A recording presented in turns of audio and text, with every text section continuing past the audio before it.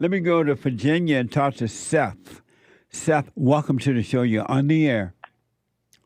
Hey, what's up, dude? All is well, Seth. Welcome to the show. Hey, man. One question for you. Okay.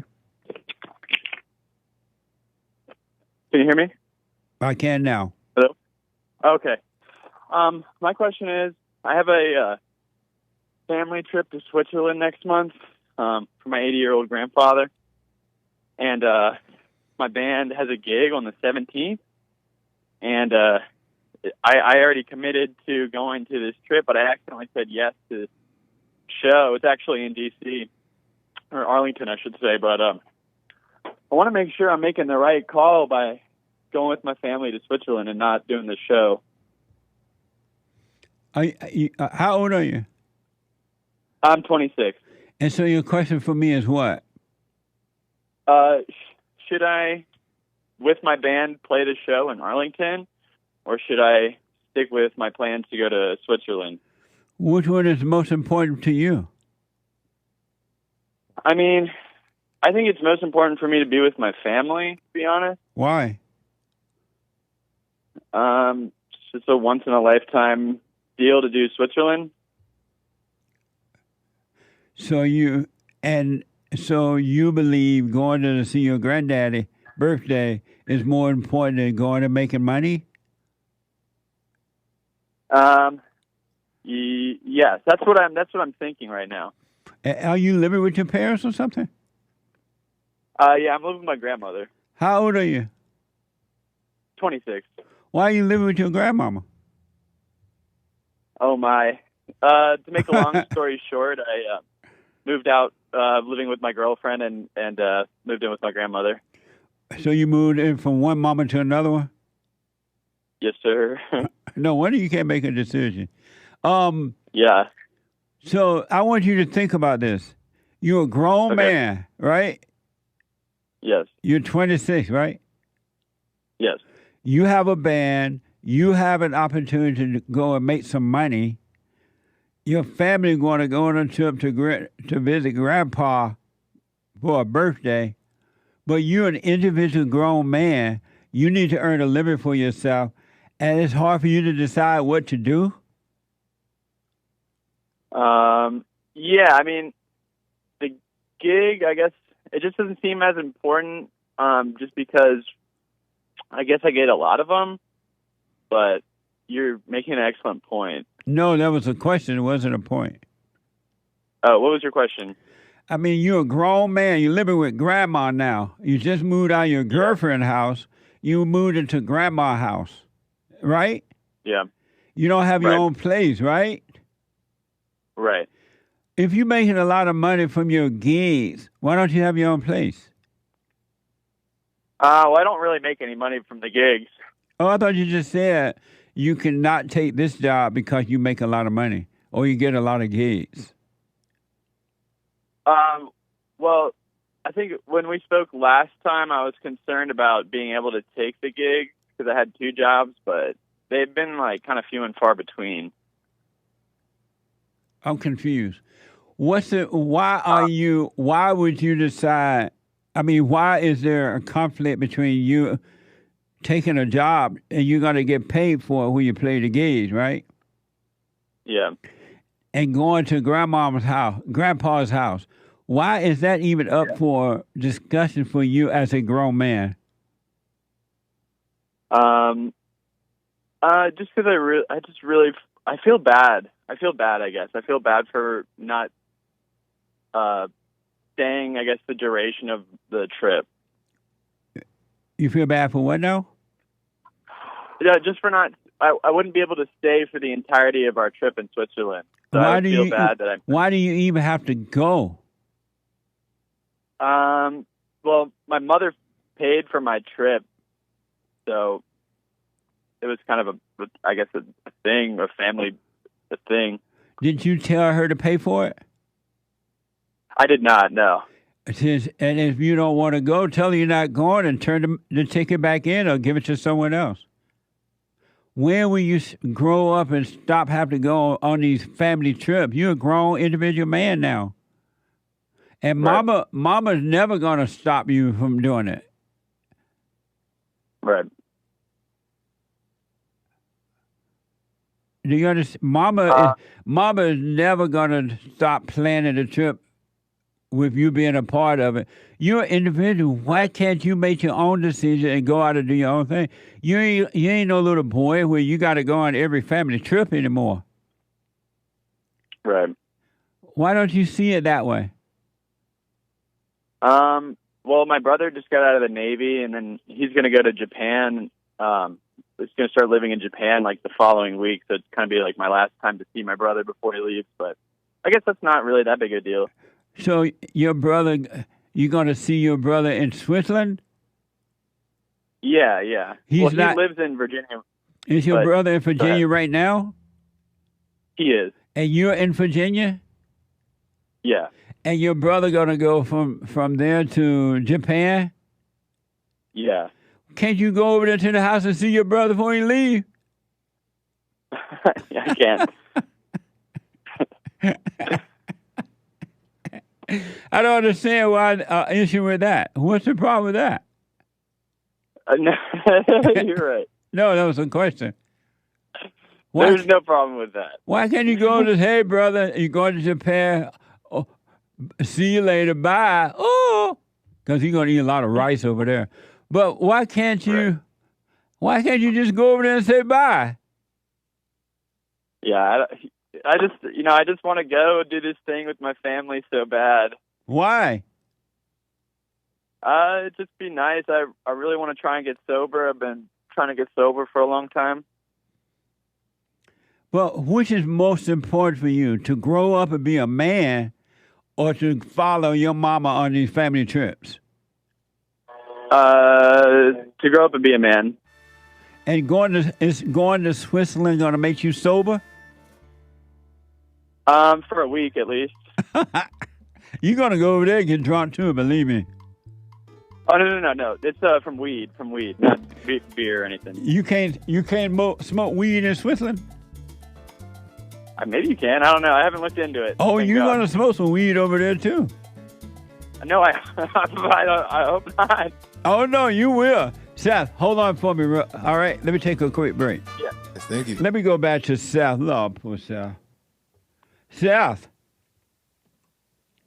Hey, Seth. Hello? From Virginia. Hey, Seth. Hey, can you hear me? I can now. Can you hear me? Yeah. I thought you were pulling me again. Pulling my leg. No. So, Seth, cool. Because of time, let me do this. How old are you? So I'm 26. And you just moved from your girlfriend's house back to your grandma's house, right? Yes. Your mama bought a ticket for you to go to Switzerland with them to granddaddy's birthday, right? Yeah. And you have a gig coming up. And do you have another job too? I work full time. You work full time and you have a band, right? Yeah. Okay. You living with grandma, gonna let your mama buy a ticket, a grown man who should be out on his own, living his life. You don't need to be going on family trips anymore. You gonna let mama drag you back to Switzerland. Right. All for a thrill. Yes. Why? When will you grow up? When I go back early to do the gig. Go back where early? From Switzerland? Yeah, I will grow up when I go back from Switzerland early to go back to Virginia. But if you go, mama's not going to let you go back. She's going to make you feel guilty. She'll make me feel guilty, but I can pay I have money to go back early. My band offered to pay for me to come back early. I can't believe that your band would even have a person like you as a part of the band, being a grown man, living at home with grandma, just moved away from your girlfriend. They got to coerce you to come back and do a job, be responsible for yourself, to be a grown-up. Why would they have you in the band?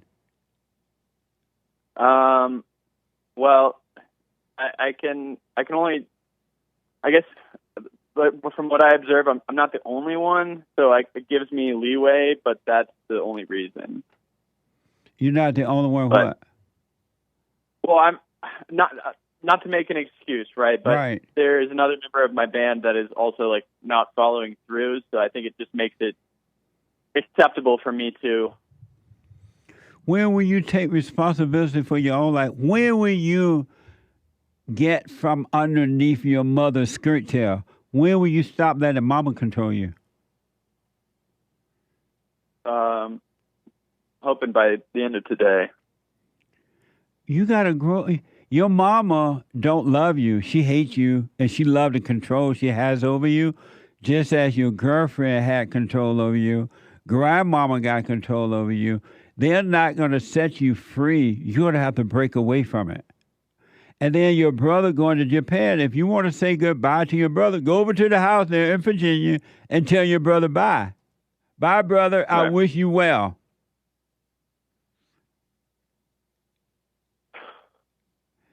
You're no longer a baby. You don't have to go on road trips anymore.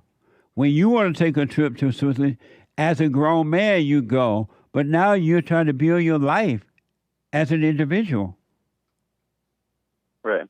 Mama, at every family event, every family trip, mama gonna make sure you go. You're gonna be 90 years old and follow mama.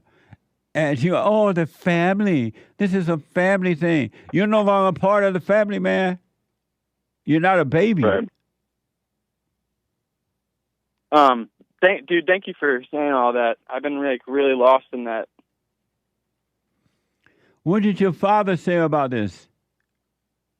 You know what? I haven't really talked to my dad about it. I talked to my dad about some other stuff recently, but it's just a weird one talking to my dad.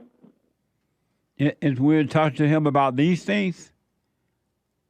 I guess not necessarily. It's just sometimes my dad, I don't know, he's kind of like 180 degrees this way and 180 degrees that way. He kind of like flip-flops. So, and majority of my family has told me to go. So I just kind of assume he'd probably tell me the same thing. So I never really asked. But majority of your family are blind. They don't care about you either. That's why they tell you to Right. go. They're all emotional and into the ego thing too. But why don't you Right. know that you have a job, you have a band, you're living with grandmama. You need to be out on your own, out of grandmama's house. Why don't you Right. already know you should not be taking this trip and that it's a setup by your mama? Why don't you already know that? Why don't your situation dictate what you should do? I think I've just been recently I've just been very depressed, and I've just been kind of thinking to myself that trip would be nice. Like I was saying, it'd be nice to try and get sober, I guess. But I guess to follow up what you were saying about the thrills, I guess it just doesn't make a whole lot of sense if it's just thrill seeking. It's just a thrill. When you come back, you're still going to be depressed. Right. It's not going to take away depression at all. It's just going to cover it up for a few days. You're going to be over there grinning and carrying on. As soon as you get back home, you're going to be depressed again because the spirit of Right. depression is still with you. Right. Yeah, you're absolutely right about all that. What would happen if you went and just say, hey, I'm not going on this trip? Why not what would happen if you just said that? I think it would make me feel a lot more relieved. It would. It would upset my mom a little bit. But And do I you don't care? think it would upset me. No, I don't. Then why don't you tell mama how the cow ate the cabbage? Because mama is not going to let you go. Every holiday, every birthday, every family so-called trip, mama going to make sure you go. Right. Because it's all for her ego. It's not that mama love you. And it's not that mama care that much that you're there, but mama love the control of making the world rotate around her. Yeah, she does. She does like to do that. But yeah, as an adult man, you still allowed her to do it. Have you forgiven your mother? I have. You went and told her? Yes, I did. So why can't you speak up to her now? Well, I thought I was doing the right thing What's by right? going. What's right about this? You got a job, 2 jobs. You live with grandmama. What's right about going to Switzerland? Right. No, that's a question. Nothing. Right, nothing. And don't let the family members talk you into it either, because the family members are followers. They're not individual thinkers at all. They're not free. Right. They're into emotions. They want to make mama feel good. So they're not going to be able to tell you because they can't stand up for themselves. Right. Well, I have another question for you. Okay. Are you doing the silent? Don't forget your question. Are you doing the silent prayer every morning and night? Oh no. I am not. No. Well, suffer and die. What the? It's time to grow up, Seth. Yeah. We need leaders in America. Go ahead. So like my dad kind of was saying he's like kind of 180 degrees this way and that way. He like the reason why I don't really like talking to him is that he's just like he's kind of like just super liberal. Not that I have anything wrong with. There's nothing wrong with that, I guess, per se. But it's just like he gives me the advice that you're giving me now, but then he's just a very emotional person, so it's hard for me to kind of accept it. It's like the saying, it's like do as I say, but not as I do, kind of thing. That's right. That's who he is. Yeah. You know what I mean? Yeah. He like cheated on my mom when I was a kid, and nice. Yeah, really nice. And yeah, and so like, are you bothered that he cheated on your mother? I used to be a lot. Yeah, you shouldn't be anymore, because he cheated on her, not you. Right. But I mean, you know what's funny? I was listening to your, I guess you could call it maybe a sermon, but whatever you were saying at the church yesterday, and it's funny, like how simple, like you were saying, life is, and it's like, you know, as bad as it is, like even like the guy Alex, his legs like aren't working, but he's able to get up. And what I noticed is that like I'm an amazing musician, and I guess I wouldn't trade my trauma for the world, because had it not been for all that, I don't think I'd be here. I'm sorry, you're an amazing musician, you say?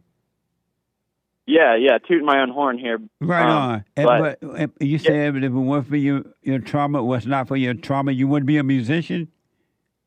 Yeah, like I wouldn't have the love I have for it, the passion. I don't think I understand. For all the pain I had to go through. Yeah, I understand that. And so what about your father?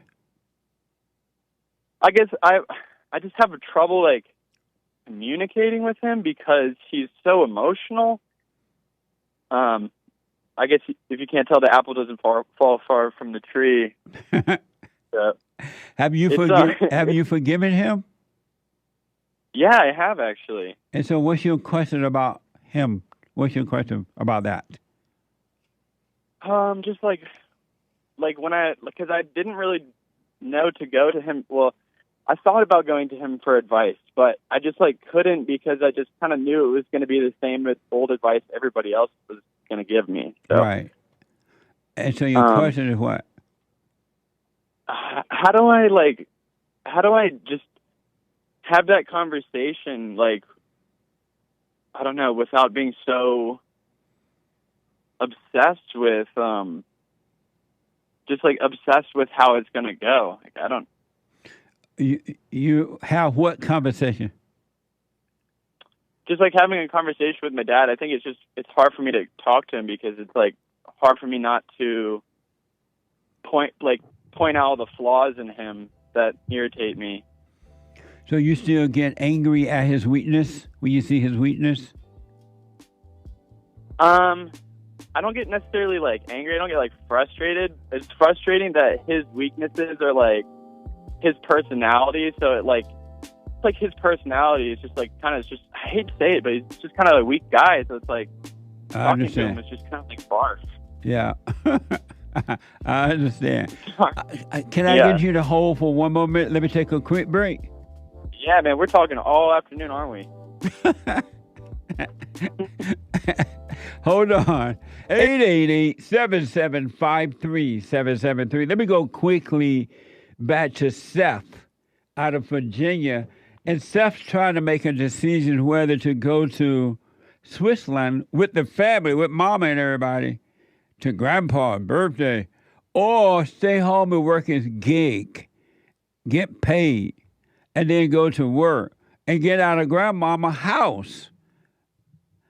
And Seth is asking about his father. And Seth, you said that it's difficult to talk to your father because he's so emotional and it's just hard to communicate with him, right? Yeah, he just got prescribed like Adderall, and it just made him like exponentially worse. Well, here's what I recommend. Don't resent him, all right? Drop the anger. He can't help it. He's having the same problem that you're having, standing up to mama, saying no, getting your own place and doing your thing. His mama messed him up as well. Right. And that's why I live with her. That's what. Right. And that's why he cheated on your mama, because he resents your mother and he resents his mother and he can't help it. So you got to forgive him. And so if you just have the information, just don't worry about it. Just start thinking for yourself. Right. Here's what I recommend. Yeah. Do what you want now, all right? Mm-hmm. Oh, let me ask. You said that you were depressed or something like that? Mm-hmm. And why are you depressed? I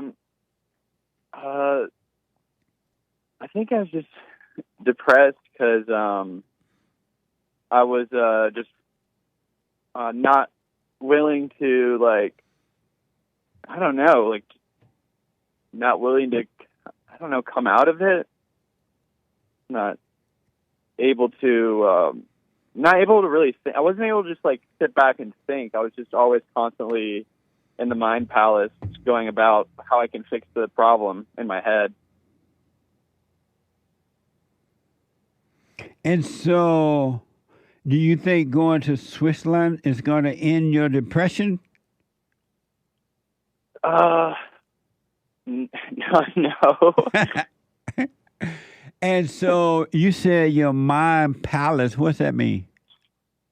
The mind palace, it's just like a funny term that my cousin and I like to use for, like, the place that you go in your mind to, like, try and, like, cozy up and, like, figure out how to, or like to solve the problem, you know, in life. So you go to the mind palace to, like, with mind palace is all beautiful and pristine, where all the thoughts are, you know, perfect and everything. So you go there to, like, solve the problem, but it's the mind palace. It's like a coping mechanism. You go there to stew on it, actually. So you made that title up, Mind Palace. You made that up yourself? Yeah. My cousin and I made that up. Oh, I see. Yeah. And you smoke weed? I do. Okay. I do. What does depression feel like? Depression just feels like kind of just like an inability to act. Okay. And when you are depressed, who is depressed? Whatever that soul is inside of me that's feeling it, that's what's depressed. But the soul can't feel depression. So say your question one more time. So when you are feeling depression, who is feeling depressed? Just me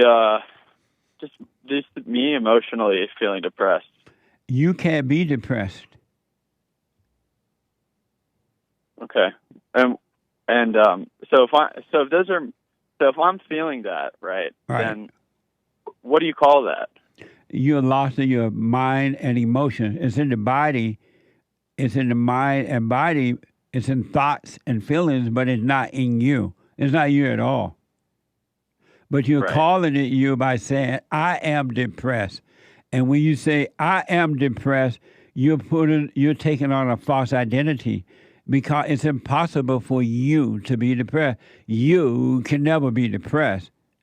The fake you that you're calling you is depressed, and all it is evil inside of you because you're living in your mind and you're calling all thoughts are all lies all the time.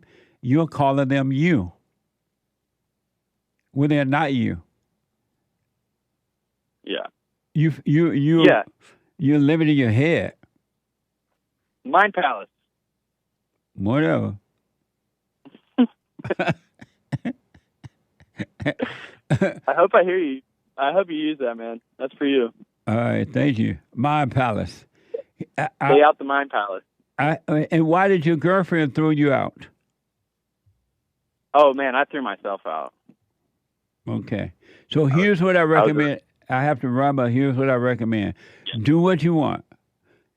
I would not go on this trip. Tell your mother you ain't going, and if the family member try to force you, tell them to go. You're not going.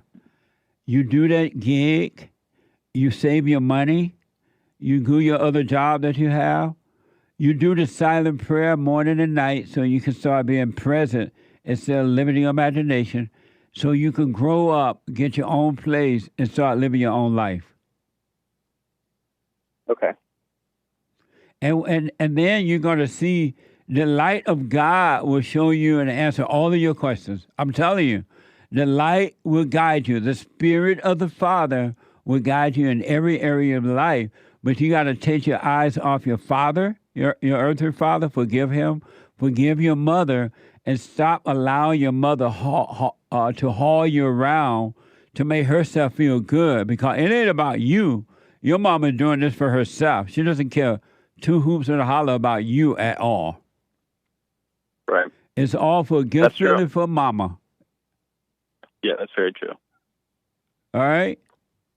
Yeah. I love mama, but she on some stuff. If you love mama, you'll be honest with her and tell her, I'm not going. Stop trying to control me. Stop playing that. I'm not going to fall for your trick anymore. Be honest with her. Okay. And try to grow up and get out from under grandmama's skirt tail. Yes, sir.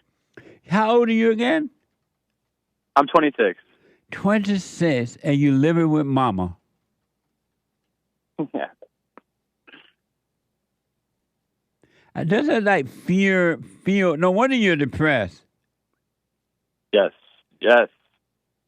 Grow up, man. Forgive, do the silent prayer. Work, save your money, get your own place. A little place doesn't have to be expensive and all that, but it's a start. And one thing will lead to another one, all right? Okay. Let me know how it goes. All right. Hey, thanks so much. All right. Start speaking up to your mama, your daddy, but just don't resent. Okay. Let me know how it goes. All right, I'm excited. You excited? Thank you, Jesse. Yeah, I am. About what? I don't know. Just, having a much clearer point of view. And then your brother going to Japan, you don't have to go all the way over to Switzerland to tell him bye.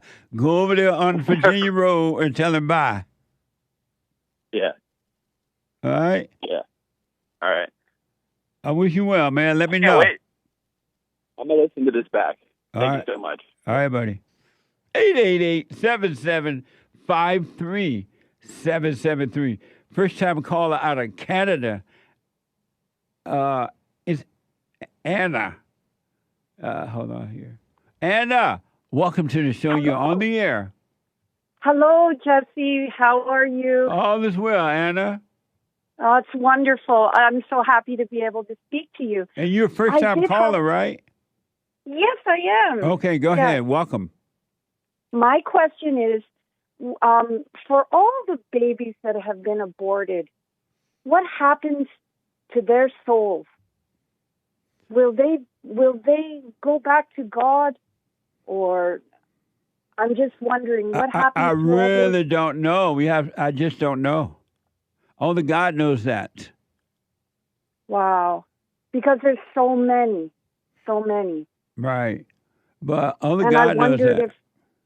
I wondered if God brought them back to Him, take His souls back, and give them new life. What made you think of? Why is that important for you? Well, because I've had that, and You it had stayed what? with me, an abortion, Oh, I see. and So you had an I've abortion, always and you wonder if yeah. that child's soul went back to God. Yes, Do you feel guilty about doing that now? very deep regret And why? Why do you feel regret? because I felt like at that time I was coerced, and it wasn't.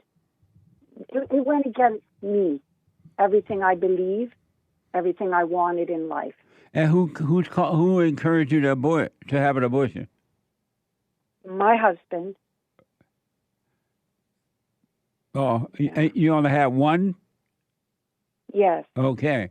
And so what good is it doing you to feel guilty about it? none, no good at all. So why don't you drop it? It just seems like it seems like it's just something that's too heavy to just drop. There's nothing too heavy to just drop. Yeah, that's true. What do you mean That's by it true. seems like it's too heavy to just drop?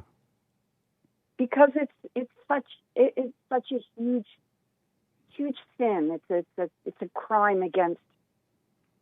I fully understand now. It's a gravity. sin and a crime against who? Against God, against. Where you get that from? Yes.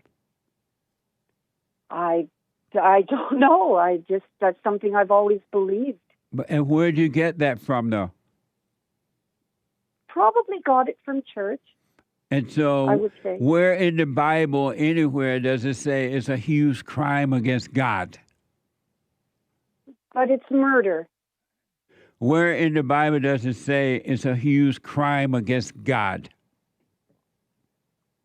Well, nowhere. It doesn't specifically say that. So why do You're you right. believe that and you holding on to a false guilt, and then you're telling yourself it's such a huge burden I can't let it go?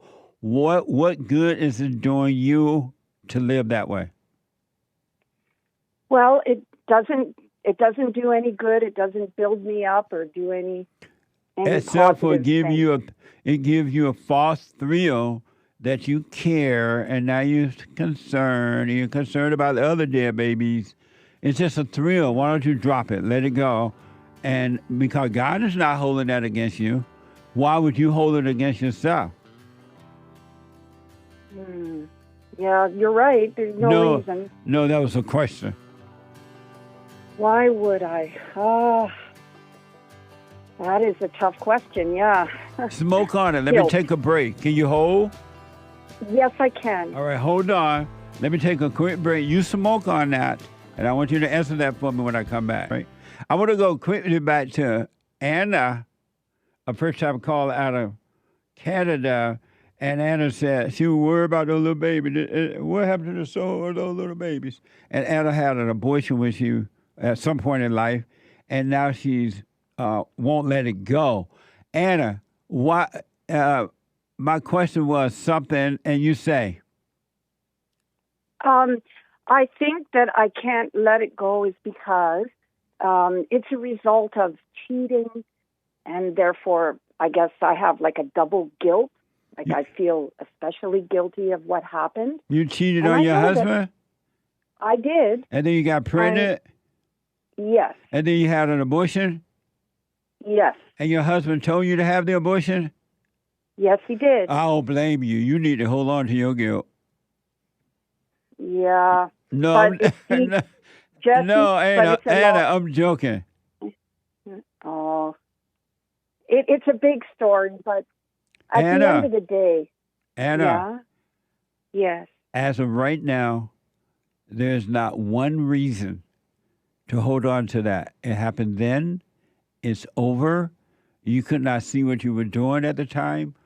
God is not holding that against you. He's not judging you for it. He knows why it happened. You need to drop that by dropping the thoughts about it and the feelings. It's a setup. You're worshiping the devil when you hold on to that. Satan is your God and not God. Right. Yeah, it's liberating to believe that that's gone, that God has wiped that clean. He off the never slate. he never held it against you at all because he knows that it was never you. It wasn't you. You were listening to something else that was driving you, and you thought it was Right. you. It was never you. There's not a reason at all for you for one iota. Once you apologize to your husband, whatever happened with the cheating thing, hey honey, I was wrong. I'm sorry. You be done with that. Yeah. That's refreshing. That's refreshing But to hear. it's the truth. The truth is refreshing. Very liberating. Drop It the takes thought. a weight. So what? It takes a weight. Takes a great weight off my heart, Yeah, for sure. and that's what the truth That's it. does. Can I ask you one more question? I Let- know you're busy. And let me do this first. You understand Okay. that you're making a horrible mistake by holding on to the past, by remembering the past. That's the devil got you doing that. Mm. Yeah. Yeah, I believe that. So drop the thought. You can drop Because the it's past. hell. It's hellish to think of it all the time. All To thought. have That's that in the right. back. All thoughts are It all is. lies all the time, and that's what the devil wants you to do. And then you'll run into lost people who will try to make you think about it too because they're lost. The blind leading the blind. Yes. Jesse, that's amazing. So Anna, Um, drop that and stop getting thrills from thinking about it. 'Cause it's just a thrill. Oh, poor me. I had an abortion. Poor child. Where did that child's soul go? I had this abortion. I cheated on my husband. I feel so bad. It's all ego. It's all thrill. Let it go. And stop Right. worshiping the devil. Right. Jesse, I have one question. Is it possible, as we're forgiving others, that we need even to forgive our partners, our husbands?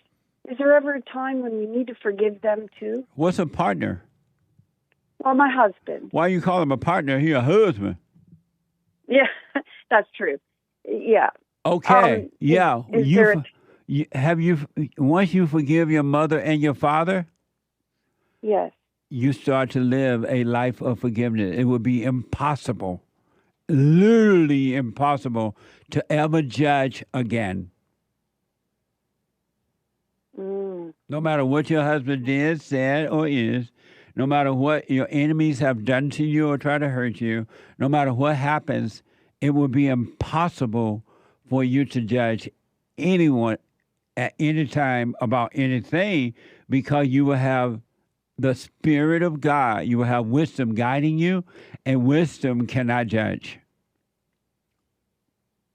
And even if your husband is like a total mama's boy, and he's a beta and he's doing all the things wrong, but you can still forgive that. You right? would, right, because once you overcome your hell, you're going to understand the hell in all human beings, and you would know that it's not them. It's the same spirit that made a home in you that caused you to do the things that you've done. It's the same spirit in him and everybody else. There's no difference. We're all the same. Wow. It truly is a hell on earth. Yeah, but That the is hell for is sure. in human beings. Right. Well, I got to work on myself more then. I got to keep going. Yes. I need that. I need to do that. I need to forgive him. I have so much resentment, not just for that, but for so many other things. But you are evil for judging him. The judger is worse than the judgee. I do realize that. I stop myself and say, whoa, what are you doing? Yeah. You're looking down on him. Yes. And you say that God, he is the image, God through man, Yes. and man under the woman. I want to see him that way. But then proper stop way. judging him. You're right. You're right. Have you forgiven your mother? Yes, and when you first said to forgive mothers, I thought that was so strange because I always thought that she was a saint. But Another I thought. come to another thought. She's passed, like she's deceased. What's the best way to forgive someone who's deceased? Is it good to just go to the grave and? Well, the best Or way you the right way is to realize, just as you have done things, you know how you hate you're mad at your hubby, you can't stand him at times, Yes, and you don't want to be that way? yes, Your mother has the same spirit. That came from your mother. right. And your Right. mother can help but be the way that she was because her mother did it to her. And so when you realize you can't help yourself, it will cause you to realize that your mother can help herself and you will forgive her, though she's dead. Yes. And what you say about the father, returning to the father, is so true, Jesse, because I was adopted. I do not know who my father is to this very day. And that's always been a contention with me growing up as a child. Yep. Always. Well, And you are so right. Yeah, just forgive, let it go. You're going to be free. Are you doing the silent prayer, Anna? I am starting doing it. Yes, I've started it. Are you doing the It's silent difficult. prayer, Anna, every day? No, sir. So why not, Anna? No. Nah, yeah, I need that. Why I aren't need you doing it, though? desperately. Why aren't you doing it already? Oh, laziness. So how will you become free if you can't see? I won't be able to. So go. I have to do that. Yeah, just start doing it so you can practice being present with the Father. All right? Yes. Yes, I 100% will. Okay. That's my medicine. I need that. Yes. And so, Anna, forget about whatever abortion you had. Stop loving the thrill of feeling bad and worried about the soul of the children. It's all an act. Right. You are right. You are so right. All right? And don't let any of those Christians put that false feeling on you. Yeah. No, I won't. All right. Let me know how it goes, Thank Anna. you so much, Jesse. And I just want to say before I go, you are amazing. Amazing. You helped to change my life in a very big way, spiritually. Nice. Well, you stay with it and you haven't seen anything. And I'm promising you that if you stay with it, you haven't seen it gets better. I will. I 100% will. All right. Thank you, Jesse. Thank you so much. You're welcome, Anna. Call me again. And God bless you. You Yes, too. I will. Okay. Okay. Bye. Bye-bye. Bye now. Let me go to Lee, a first-time call out of Florida. Lee, welcome to the show. You're on the air. Hey, Jesse. It's a pleasure to speak with you. Thank you, Lee. Absolutely. I been watching you and listening to you for 4 years. And I got to admit, when I first started listening to you, I thought you were the biggest troll. I'm like, what is this guy? You were like, what seriously. the? I was like, what the? This dude is a coon. But, man, I have to be 100% honest. You've revealed so many things, just what you said. I know that when I started paying attention to you is when you were, for some reason, those 2 or 3 weeks, you were kept talking about all thoughts or all lies all the time about anything. Yes. And I'm like, and I was going through, I'm a veteran and I had PTSD because now I know that was just a spirit, evil spirit inside of me. Yes. Exactly. And so, yeah, man, I just wanted to say thank you. And I also wanted to ask you a few things if you have a little bit of time. Okay. Yeah. So right now I'm dealing with a situation with my ex-wife. I have 3 boys. Also, I know the trick. I'm not going to say it on air because there's kids listening. But you know how to make boys first. I know how to make boys first. I got 4 boys. Right on. Alpha male. Alpha male. Alpha males make boys first. Beta male make girls first. There you go. Yeah. So my ex-wife, man, so I was raised by women, man. My aunt raised me. Both my parents deceased before I was 16. So I was in the mercy of an angry feminist freaking aunt that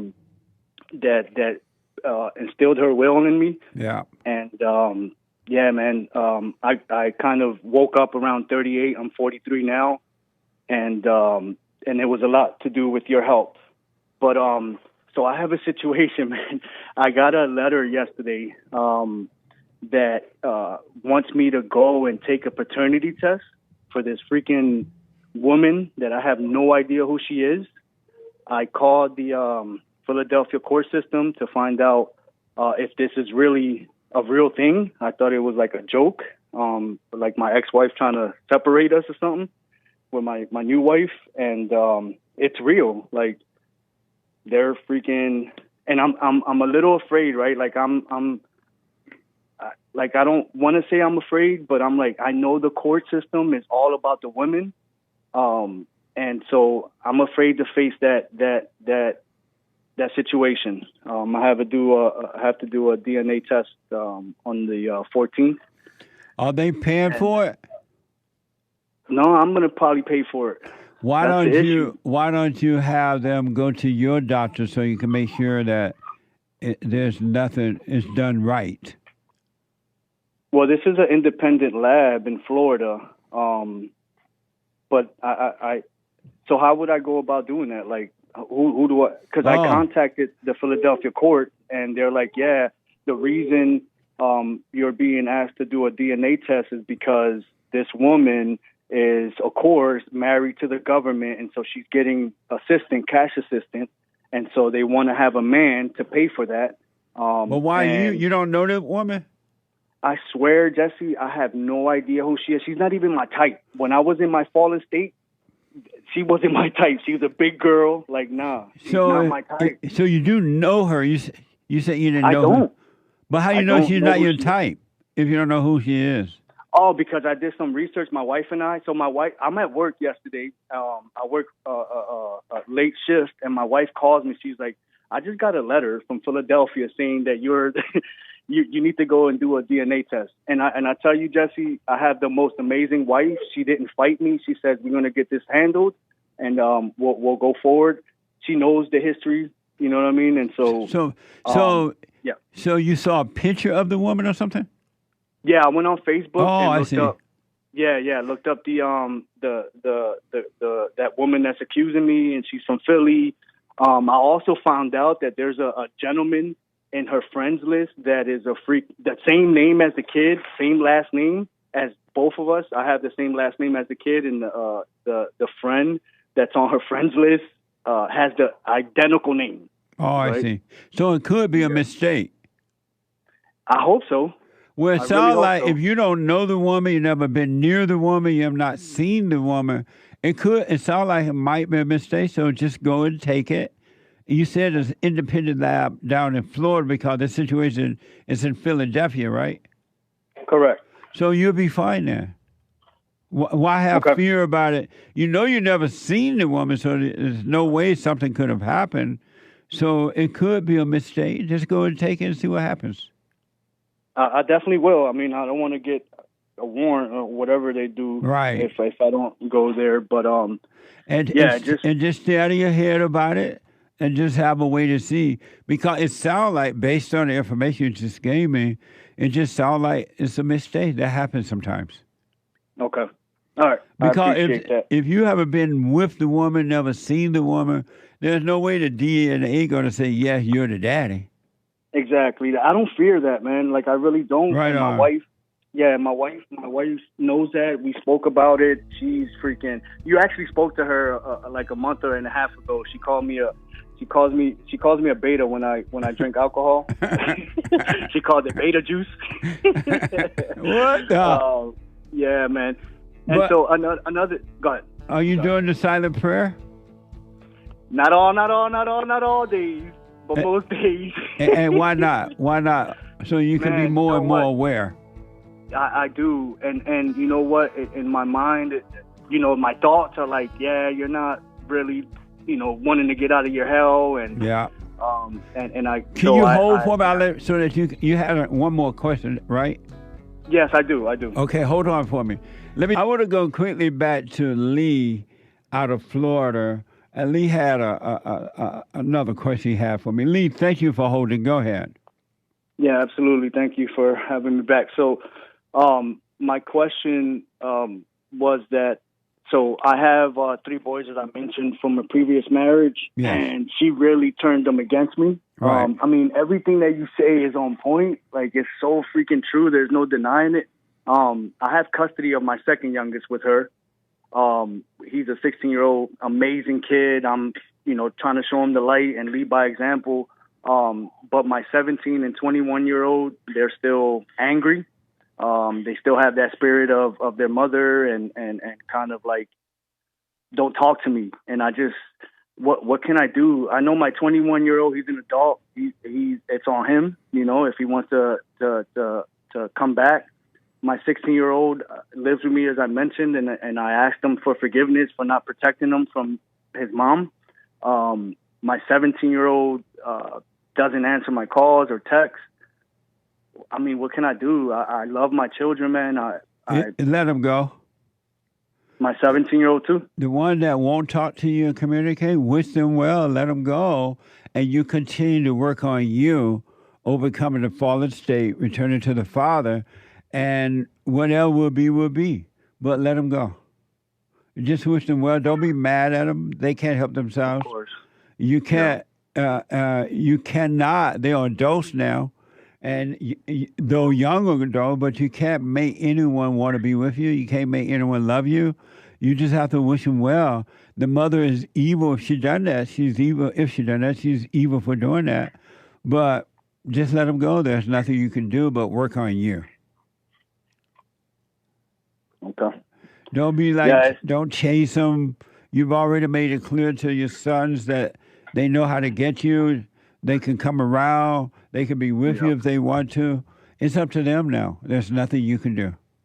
Jesse, I was in my beta state, and I actually had them freaking, my 2 kids and my ex-wife come down here. They were in my house, man. She started up a storm. I don't know what the hell I was thinking. Excuse my language. But yeah, I thought that, oh man, my ego and pride, right? I'm like, yeah, I got my wife and my ex-wife in the same house, and they're getting along, and my kids are here. Look at me, And then your ex-wife and your wife in the same house. In the same house, Jesse. Wow. And it was peaceful for a minute, right? Like, she came down here for a week. My kids, everything was great. That's my little 5-month-old, man. That's another question I wanted to ask. Why did you bring her and not just the kids? So the kids came down first.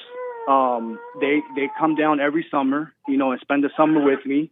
And every time they go back is an issue, right? Like the mom hated that they had such a good time with their dad. Yeah. And hell came, through everything. So when my boys came down in 2021 or 22, I want to say, she came down just for vacation. But hey, can I pass around? Jesse, a straight beta. I let her use my car because she didn't have money to rent a car. Like it was a big old mess, right? And me extending myself, thinking that I'm a man because I'm able to provide a car for my ex-wife and she can get around. And it was just a big mess. She went back home to Philly and said that I tried to hit on her, that I'm trying to get back with her, and told my kids this stuff. Like straight evil, man, evilness. This woman wished me dead when I was in Iraq, right? And I always. Like, I was raised by women. Well, just learn your lesson from it and never do it again. Of course. That's all. I appreciate that. It's learn your lesson from it and let it pass and live for now. Now is a brand new day. Every day is a brand new day. It's a brand new start. So learn from that, but do not ever trust her or deal with her again, and you'll be fine. Absolutely. And one last thing, if you don't mind, so having 4 boys, I've noticed that all of them say dada first. They say dada. Like my little 6-month-old right here that I got with me said dada first, right? And I'm like, I think it's designed that way, that kids love their father and they want to return back to the father. And my wife says, no, that's just because of the way their mouth is formed. They say dada first. And I'm like, no, I think they say dada first because they know they have to return back to the father. They all children, male and female, are yearning for the father. They return to the father. And if they grow up close to you, they're going to have an amazing life, and especially if if the mother, your wife, don't turn them against you, the child you have right there is going to be amazing. Listen, I feel it, Jesse, and when I first met her, we've been together 4 years, the first year of our relationship. Before I heard you, Jesse, me and her didn't have any relations for a whole year. And I can tell the benefits of that, right? We got to know each other. She has forgiven both her parents. I forgave my parents. They're both deceased, but I understood that I needed to forgive them. They didn't know any better. But this kid is blessed, man, because he's going to be raised with pure love. I've already talked to her. You got him for 3-4 years, and after that, he's mine. You know what I mean? Like you're raising him right now, but after 4 years, the grandmom, you can't spend time with them without us being present. She knows the deal. You know what I mean? And she follows, man. She obeys. Like I have a 1 in a million. I really do. Even though she's an educated therapist. Amazing. What? But let me just say this, and I got to run. Make sure you and her and your wife continue to work on yourself. And if you work on yourself, you have a marriage that will naturally last until death do you part, without you trying to make it. You don't have to try to make it. You're not supposed to work on relationships at all. And if both of you continue to work on yourself, the relationship will last until death do you part. Amazing. Hey, amen. One last thing, please, Jesse. So she works during the day. I work in the evenings. Is it beta for me to stay with my son while she's working, and then I go to work? I also do woodworking on the side. You know what I mean? But we're just trying to make it work. I can't have him going to a daycare. You know what I mean? So can you? Why is it that she's working if you got a young child like that? So she makes a lot of money, and No, and you what? And I don't make as much. I make about half as much as she does. I do have a side hustle. I do woodworking and stuff like that. But you know how the America right now, they propped up minorities, right? She's a minority, and so she's gotten so many chances, and she makes a lot of money, and so it's like, let's take advantage of this situation. The money is worth more than the soul. Whew. But the way I feel about it, Jesse, is that I'm here with my son, and I'm able to be with him and raise him, right? And then I go to work, and she's with the kid. Whenever on the weekends, she takes care of the kid 100%. It's just during the week. I don't know. I mean, that's a great question, Jesse. Like, it really is. And I've been contemplating that, and there's something inside of me that says she needs to be home with her son, with my son, and I'm just trying to work out the situation that I am right now and take advantage of what we have. But it's something that I'm wrestling with. It really is. Obviously, I asked you the question because I am. I don't know. It's the soul, to answer your question, is more important. Well, here's what I recommend. Don't just jump up and make a decision. Since you don't see clearly which way to go with this, you stay with the silent prayer and you watch, and the Father will show you exactly what to do. Okay. I appreciate you, Jesse. And so, you're welcome. So don't make a quick decision. You'll see clearly what to do, right?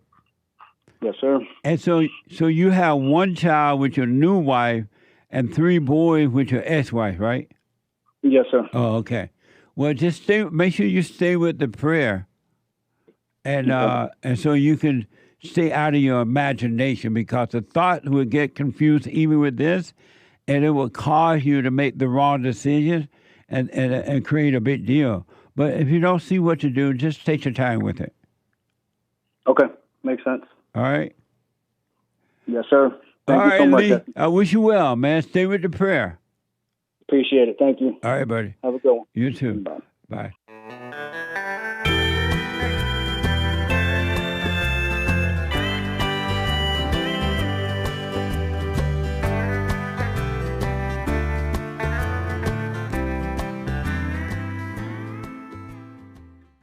Let me go quickly to India and talk to AMAN. AMAN, welcome to the show. You're on the air. Hey, Jesse, can you hear me? Yes, sir. Don't call me, sir. I'm only 24. Just call me Aman. All right, So, Oman. yeah. So this question is bothering me, and I don't have the proper answer, and I'll be quick about it. So, when I first heard you, there were two things I heard the most, and the two things were like, go and forgive and do the silent prayer. And I listened to the first, and I went to forgive my grandmother.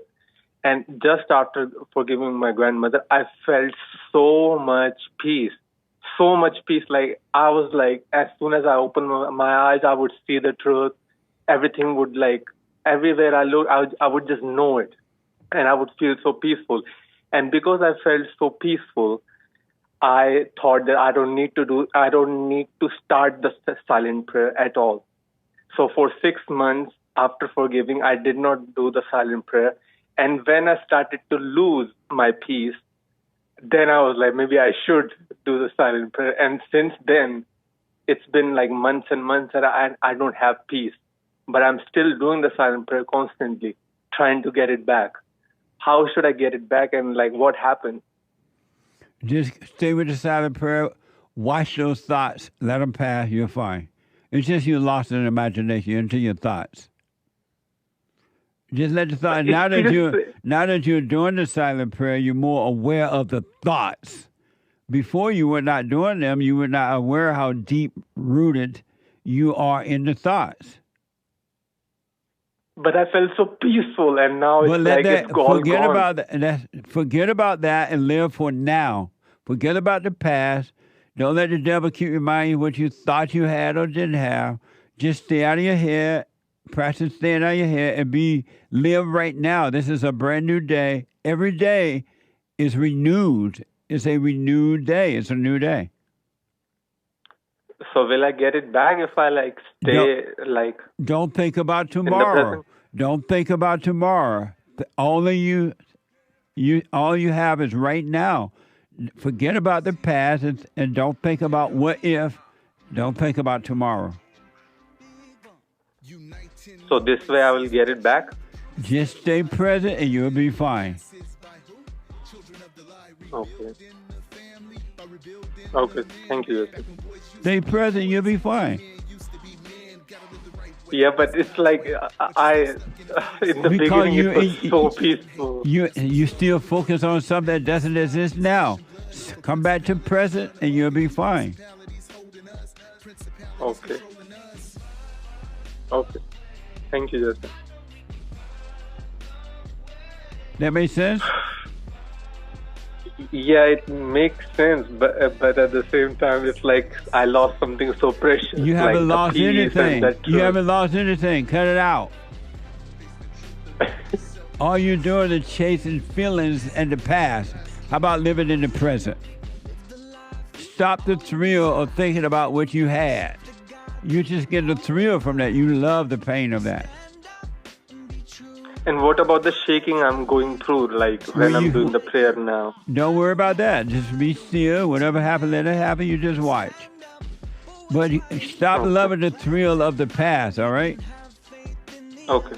It's an illusion now. It doesn't exist. Okay. All right, buddy. Thank you. Thank you. Thank you so much, Justin. All right, buddy. 888-7753-773. Let me go over to Australia. Heard around the world. And talk to Renee, a first-time caller. Renee, welcome to the show. You're on the air. Hi, Jesse. Thanks for taking my call. You're welcome. Thanks for calling.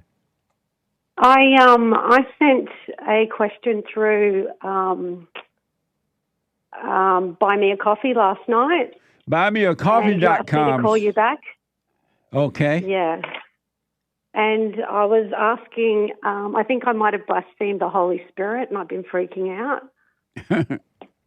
Like I'm freaking out right now on this phone call. So do we have her super chat yet?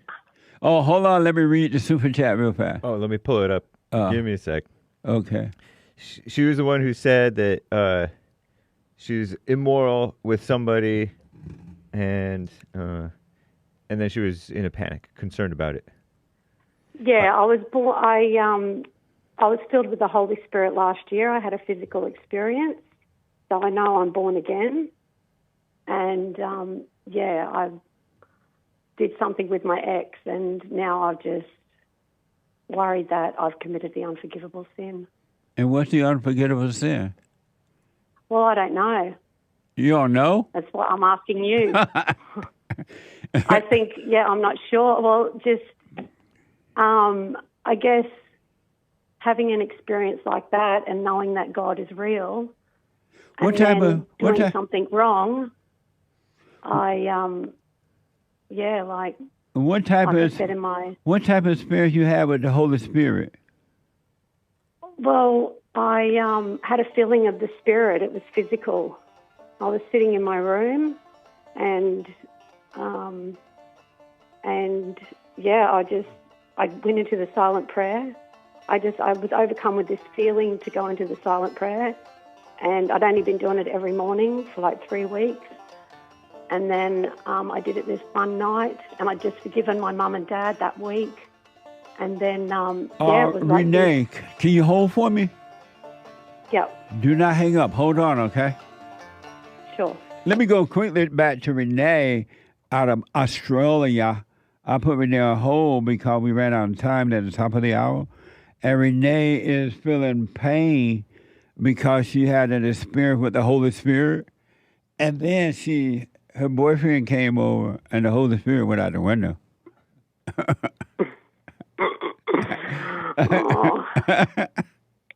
Oh, Renee, like, so much for the Holy Spirit. Renee, so what was your experience with the Holy Spirit? Well, I mean, that's what I think it was. I was sitting on the end of my bed, and all of a sudden, just like this powerful force, and it took me months to really describe it, but it felt like just like a really strong waterfall going like inside of me for a couple of minutes. It was totally supernatural. It was out of this world. I just, I couldn't explain it for ages. I didn't even know what it was. Even 3 months later, I'm still like, what was that? And so why did you call it the Holy Spirit? Since you don't know what it was, why did you call it the Holy Spirit? Because after that, I was different. Like I started changing, like the way I acted. I didn't like my anger went away. I was at peace. I could see that that no one is to blame for what they do. In a sense, like it is a spiritual battle, and like I was just changing. The old me was going. And so because I used, Cause you what? I saw your super chat, by the way. I read it during the break there. Thank you. Yeah. So, I mean, I was a different person before. I'm a completely different person. And I've been transformed with God's love. And I was just so concerned. And I've been listening to you for a year, and I'm thinking, I know you say not to listen to your thoughts, and I did like a month ago. That memory came into my head, and then I started freaking out, and I read a scripture that said, the unforgivable sin, and if you deliberately go on sinning after you know the truth, then there's no more sacrifice for sins left. So then I just like spiraled for about a month believing the thought. And then, so while you tripping, your boyfriend came over? Yeah, well, I can't change that now, so. And so your boyfriend came over while you were tripping about the Holy Spirit, and he was like, come on, baby. And you said yes, no, right? well, it was 6 months after it had happened. Oh, okay. And, and I was and also I was consumed. Like, all I wanted to do was read the Bible, and because I, never really, followed God or anything for 35, 40 years. So it was all new to me. Right. And I just followed what you had said. Like, I started listening to your show, and I did what you said to do, and that happened to me, and it was, And how like you say, mind-blowing. And how are you feeling right now? I feel okay. My heart's beating pretty fast, and that's the thing, like after this happened, I was at peace. I felt fine. You know, I wasn't emotional or overreacting or anything. And then last night, obviously, I did, because I texted into you guys to ask you this question, and so I was overreacting on my thoughts. And so your question became emotional about it. And your question for me is what? Well, what's the unforgivable sin that they talk about in the Bible? It's when you don't. How do you? It's when you don't allow the Holy Spirit to be your teacher. Oh. So if I was given the Holy Spirit a year ago and I keep going to you all the time, no, and being taught through you. Let me ask this. Why did you feel guilty when you did what you did with your boyfriend? Because I read in one of the New Testament books that it said the sexually immoral, all these people will not go into the kingdom of heaven. And I had that inner peace within for ages, and then it just sort of disappeared. And then I was like, oh, maybe it's because I've done something wrong. And Renee. Yeah. You tripping. You're doing you're doing one thing wrong. Two things. But Listening one to thing. my thoughts. Yes. Identifying with my thoughts. 100%. Well, what about now that you say? Sorry. No, go ahead. Were you saying now that not letting the Holy Spirit be your teacher? But you're fine. Just realize you listen to your thought about the Holy Spirit. You listen to your thought about whatever you did with your boyfriend. You listen to your thought. Yeah, all these emotions, which are evil. Well, that was just, yeah.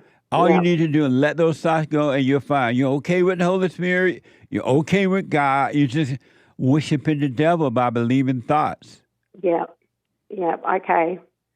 I thank you for that. You're just fine. You just listen to thought. The thoughts told you. Yeah. The thoughts told you, oh, you had an amazing experience with the Holy Spirit. And you felt really good about that because you believed the thoughts. And then one day you did something what you call wrong with your boyfriend. And the thoughts told you, you have blasphemed the Holy Spirit. Now you believe some more thoughts and you're tripping. Yeah. Yeah. Well, I still, like with that experience that I had, I didn't think, for months, like I said, I didn't know what that was. And then I just noticed my nature, I was changing. But it wasn't the Holy Spirit, Renee. Yeah. What do you think it was? Leave it blank. The thoughts gave you a feel. The Holy Spirit is not an overwhelming, blasting feeling. Well, what was that physical sense? What happened to me that night then? Since you don't know, let it pass. The Father will show you what it was. It was something you need to know. But other than that, I will let all thoughts and feelings about it go. Don't hold on to that. So, okay. So, all right. All right, well, thank you. You have a problem with that part? Let it go? Well, no, not letting it go, because I couldn't explain it for months anyway. I was like, I don't even know what that was. And I tried to explain it to people like it was like an encounter with the divine. It was like... But you're calling it that. You don't know what the encounter with the divine right. is. I know. But I needed you to use words to let people know, like who asked me what had happened to me, because I completely just, it was just amazing. So, but all right, no, thank you for your advice. I'll definitely do that. I'll let it go and just let it be. And Renee, the one thing I want you to know for sure and without a doubt, I want you to remember this. God is clear in all things. There is no question about it. He's not going to let you try to figure out what experience you had. He's not going to it's the devil that's No confused. confusion. It's the devil that is confusing, and he'll make you feel things and make you see things, and then he'll have you call it, oh, this from God. And then when it changes, you think something wrong. God, in him, there is no confusion. Zero. So just let it be. Yes. Have that experience, let it be, and Yeah, just live each day like you say. Right, and don't get in your head of what it was about or anything. Okay.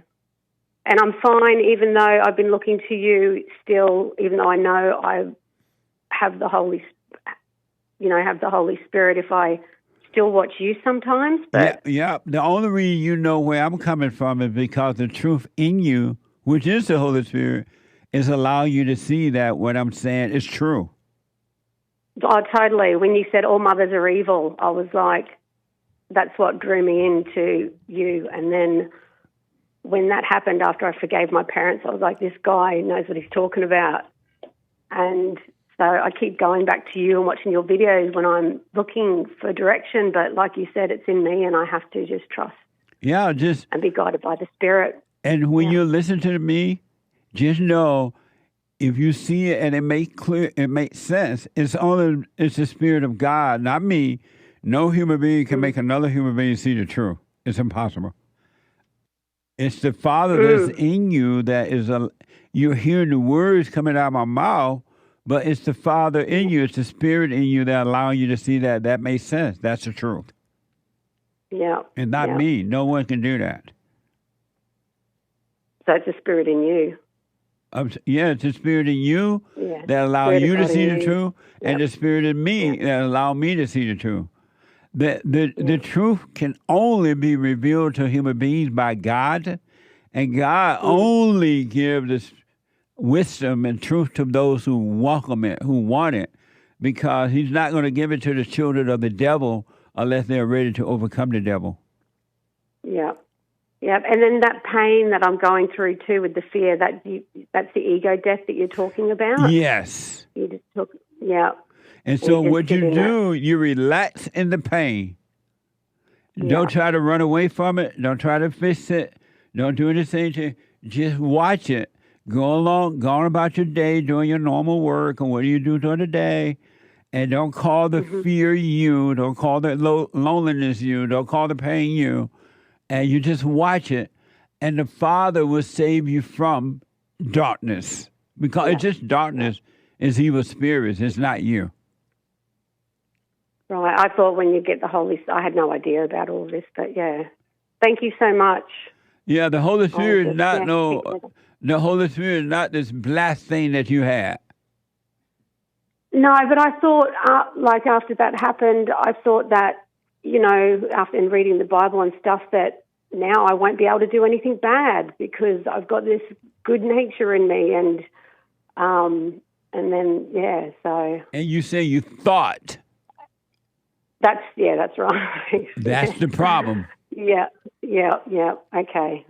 All thoughts. All right. Thank you so much. All thoughts are all lies all the time about anything.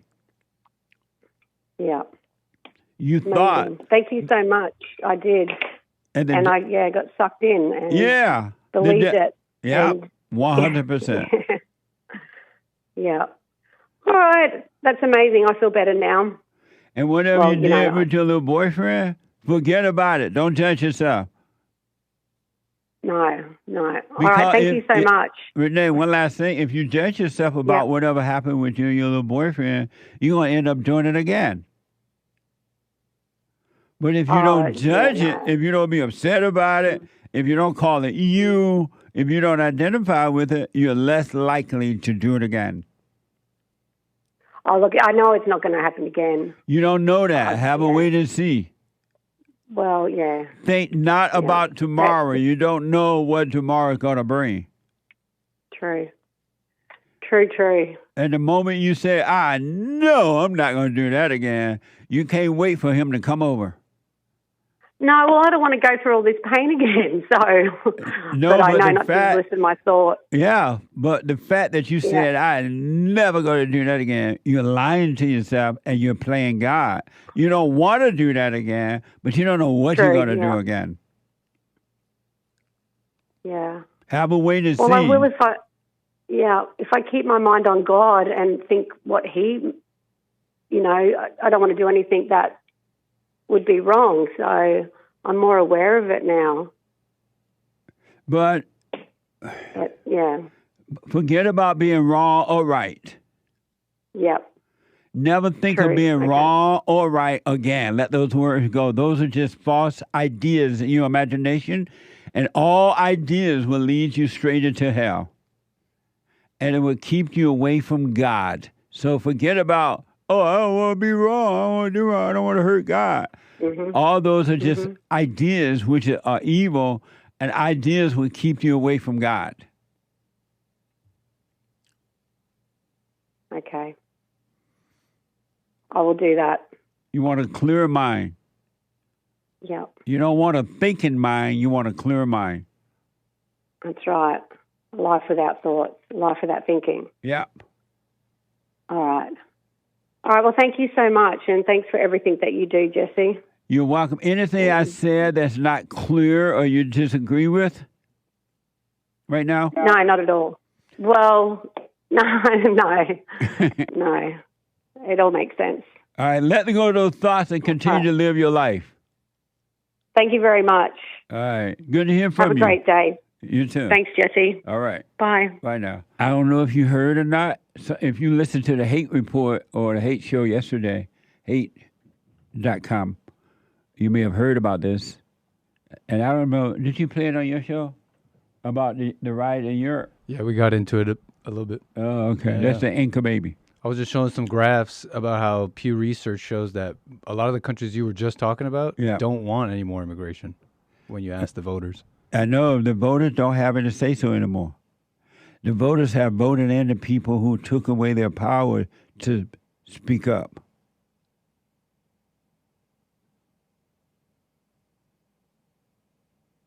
Isn't that amazing? The voters don't have any say-so anymore. You voted in egotistical, power-hungry politicians. And now they don't care, especially if you're white. They don't care if you are mad, angry. They say, well, you don't have a right to be mad at the illegal aliens. They want them over here and over in the white country to vote for them. There's been rioting happening in Europe.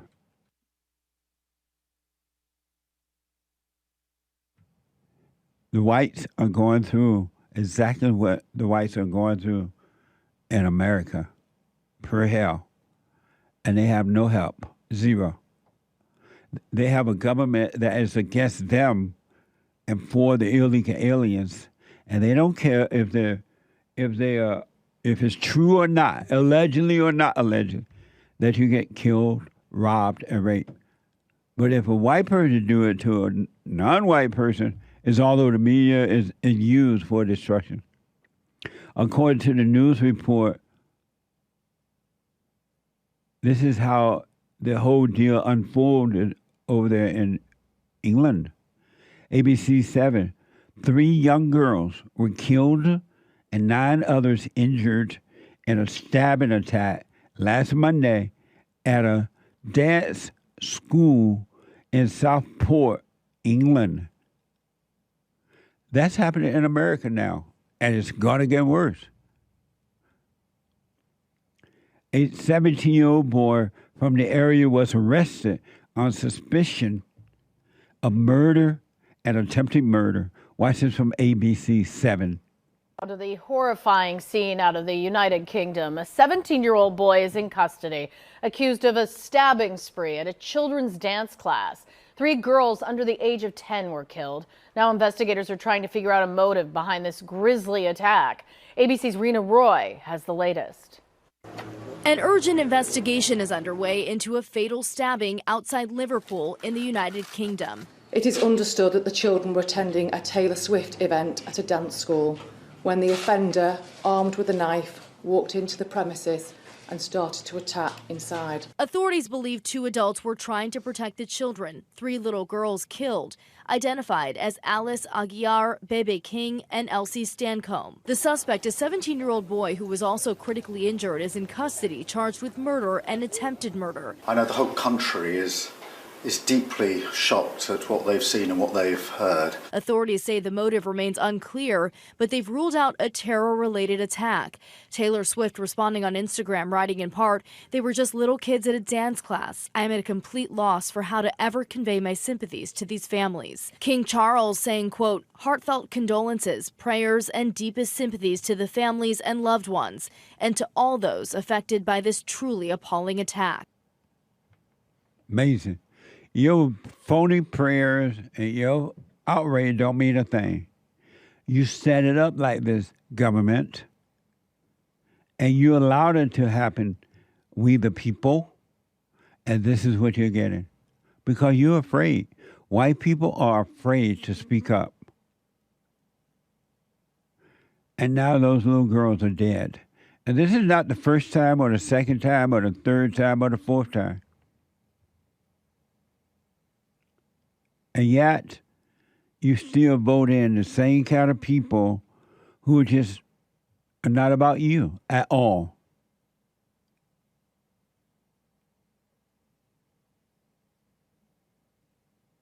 That's happening in America right now. The black on black crime, it always happens because that's what black people do to each other, right? But it's happening to whites now. By the blacks.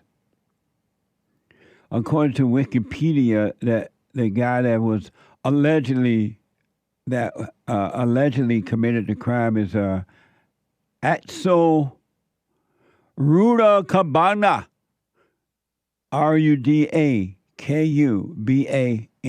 Rudakabana, and he looked black. There he is.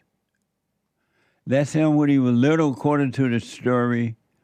And that's him as an older person. He got the black hair for sure. Radical hair. He looked black to me, and he looked African or something.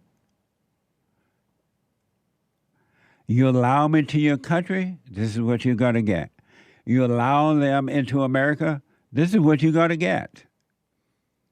President Trump said, you got all kind of people coming from, I'm sure some of them are nice, but they're coming from S-hole country with their S-hole ideas.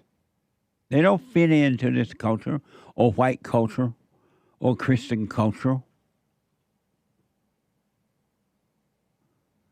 And now the whites are rioting over there in Europe. And who you think going to get locked up? The boy that was accused of doing this? Or the time and time again when this happened, or the white people who are rioting? Who do you think is going to get locked up? ABC is reporting that rioters set fire and broke into a hotel used to shelter asylum seekers in northern England on Sunday.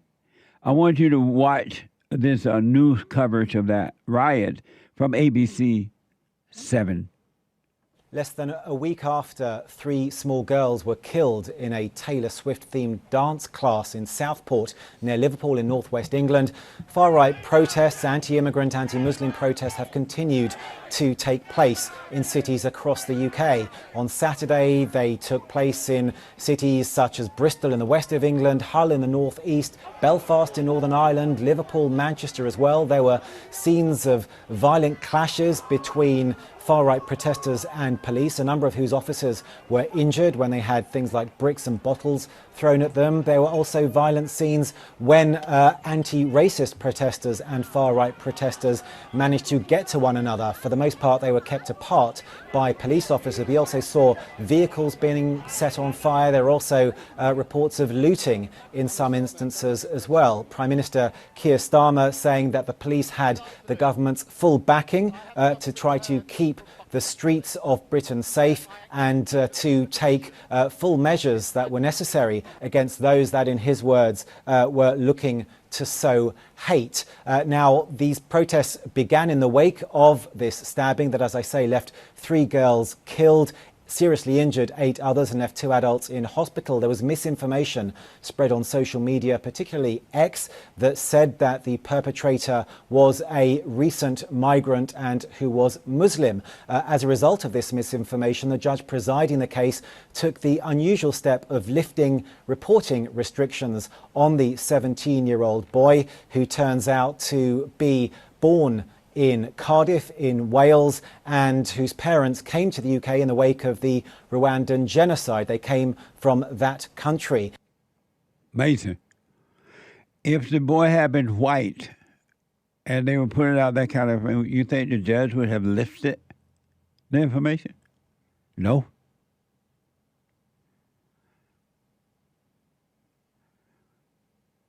And white people, they want you rioting. And then when you're rioting, you're going to have the illegal aliens, the people from foreign countries, come and fight against you, and they're going to accuse you. They're going to say you're racist.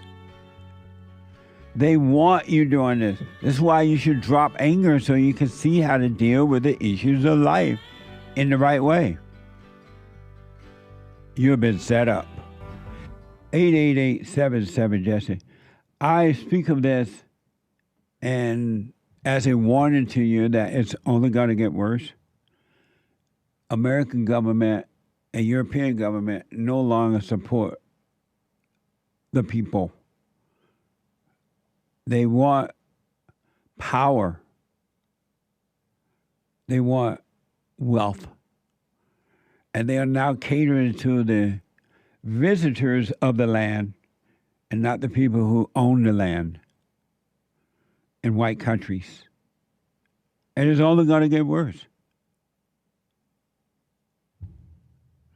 I'm going to get to your calls. I just want to show you this. It's so evil. And it's just mind-blowing. I'm blown away. I never imagined in growing up, and some of you know I grew up on a plantation down in Alabama under the Jim Crow law and all that stuff. Life was amazing. My America was beautiful. I never imagined that it would come to this, and then the same thing would be happening in Europe and other white countries. The attack on white people blows my mind. And not necessarily that the attack is happening, but the fear of white Americans for the last, since I've been aware of this, last 30 or 40 years, the fear to speak up is mind-blowing to me.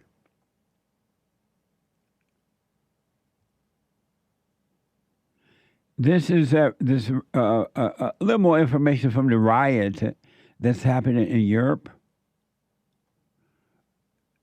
over some black guy been accused of, over there in England, some black guy been accused of killing a couple of little white girls at a dance party. And the riots that happening over there now. Here is from ABC. Or maybe this is X. A video of, this is from X. A video of the rioter attacking a hotel used to house asylum seekers. Watch this. Oh, man, they're in. They're in. Oh, wow. Where are you bastards? They're in. Fucking hell. They are. They went upstairs at last. Get out! Get out! And we have the same thing over here. Remember in New York, the mayor of New York, he put them in 4 or 5 stars hotels. They took old buildings in Chicago and other places and made it available for the illegal aliens.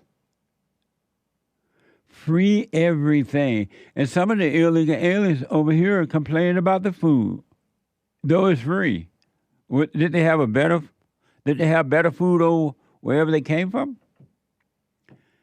And white people, you're rioting over there. And what did the Prime Minister say about it, Nick? Oh, I'm looking at it, Keir Starmer's Twitter right now. That's the Prime Minister of the UK. And here's a tweet 22 hours ago. This is not a protest. It is pure violence. We will have a standing army of public duty officers. We will ramp up criminal justice. We will apply criminal law online as well as offline. So you better not say anything racist online. And so far that sounds nice, right? But he ends it off with this: we will not tolerate attacks on mosques or Muslim communities. So he seems to be thinking of only one side. It's not, your own government is not trying to protect Christians and churches, Christian churches. They're protecting the Muslims, not the citizens.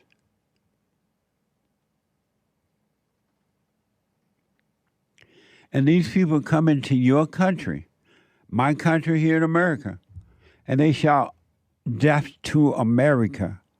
Think about that. On your own land, death to America in Washington, D.C., and the president is home. Right at home, they can hear it. And nobody does a thing about it. It's like men who are getting beat up by their wives every day now. And they do nothing about it. They don't do anything. They don't have them arrested, the wife. They just get beat up, making the wife or causing or encouraging the wife to hate them more. White people are being encouraged due to their weakness in not dealing with life in the right way. I mean, deal with it the right way, not radical. But you're making them hate you more. And the government, the white government, is not on the white people's side. Following the attack, Muslim patrol groups began to unite. Muslim patrol groups began to unite. According to these stories, X is reporting Muslim patrol groups unite. Watch this.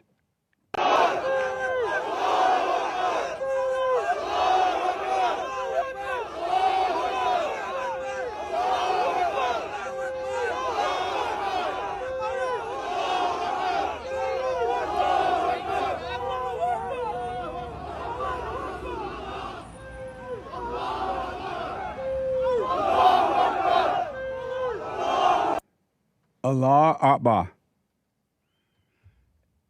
in a foreign land, in a land where the government of that land allowed them to come in. Can they go over there to their countries and shout Allah Akbar and go after their government like that? Can they do that? Why are they so brave over in England and America, but they're not that brave in their own country? And why don't they go back to their country and make their country better if they don't like over here and over there in England? Allah Akbar. They are uniting against the citizens of the country of England and America. And if you fight back, you're called racist. This is why I'm telling you, don't be angry. Drop the anger. There's never, ever a situation or reason to be angry. And when you are not angry, you have a clear mind, believe me, you function in a way that protects you and not go against you. But the government wants you angry. Even wants you angry. They want the Muslims and the whites fighting. Why do you think they let them in? They let them in so they can bring all this destruction between the races so that they can get power and wealth. It's a setup.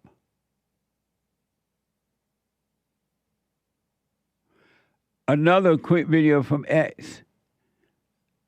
It's a video of the Muslim patrol groups attacking white British citizens. Watch this.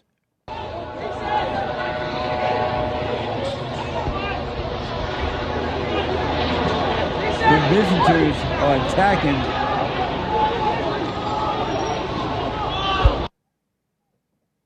and I don't hear the government calling that racism. or anti-white. Why don't we hear the government saying that? Something about that. It's happening in America too. If you don't overcome your fear, you're not going to be able to live in this world with perfect peace. You're going to be in it, of it, part of it, and in fear and everything. And then you're going to be depressed, and you're going to have to go down to your phony counselor and get some pills and get worse and not get better. You got to overcome fear. Fear is your enemy. Fear is not good. And I'm talking about spiritual fear, not physical fear. You're supposed to be careful with that. But spiritual fear is evil. And last but not least, this is from Sky News. Sky News abruptly cut its live feed as a mob of migrants surrounded its reporters. Watch this. Community leaders have been speaking to the police as well because... Free Palestine! Free Palestine! But I think, apologies for the language you're hearing, but a sense of the anger, I think you can hear there. Yeah, Katie, I think Becky, I apologise. We need to leave you there and... yeah, leave Becky, you there. We'll have security there and we will leave that. And I apologise once again on the run for the language there. Free Palestine over in Europe. Why don't you go back to Palestine? I never understood why people go to a foreign land and attack the foreign land that allowed them to come in and give them free stuff. Free Palestine in England. Go back to Palestine. If you're so free over there, what you doing over there? Over here.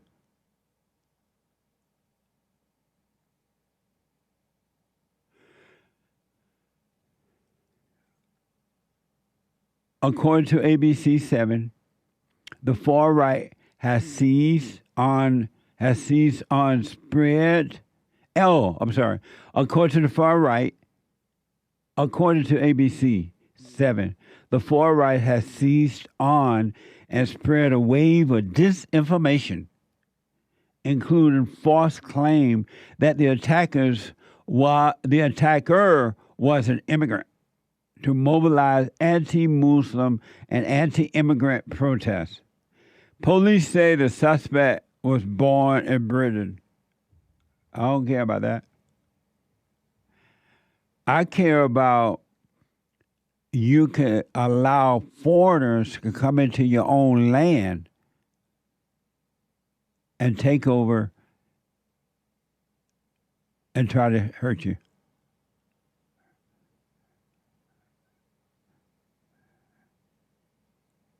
I wonder what happened to Baker, that news lady. He left her there, he said. I'm sorry, Baker, we're going to leave. Bye. And we'll have protection for you. It's like invite family members to your house for vacation or something, and they stay a week or two, and they say, they rule your house. You're afraid to tell them to go home. They eat up all your... You have a little candy yam left over from the day before, and you at work, and you can't wait to go back home and have dinner and have the rest of your candy yam because you know it's good. It's been sitting there for a day. And you look in the refrigerator, they ate it up. And they sit around waiting for you to bring some more dinner home. That's what's happening to America and Europe and the white countries. 888, it's a spiritual battle. It's such a spiritual battle. I don't know what to say about it. And the only way you're going to understand it, the only way you're going to clearly see what's going on and how to handle it in the right way, you must be born of the Spirit. All who are born of the woman, of the flesh, of the woman, of the flesh, of the woman, must be born of the Spirit of the Father. Otherwise, you're lost. You're lost. Whether you know it or not, you are lost. And you have fear. All lost people have fear. All lost people are desperate. They are a desperate people or a desperate person.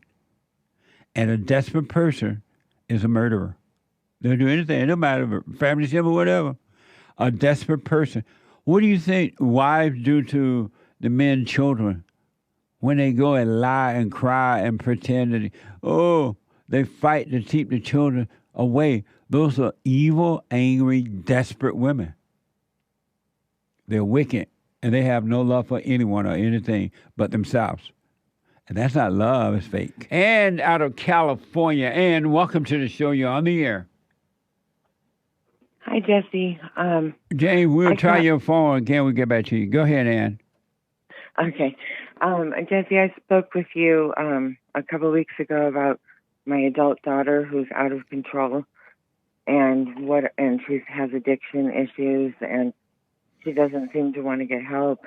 And you gave me good advice not to really have her around anymore because, she would steal more of my time or whatever. And, so since I spoke to you last, now she's in jail.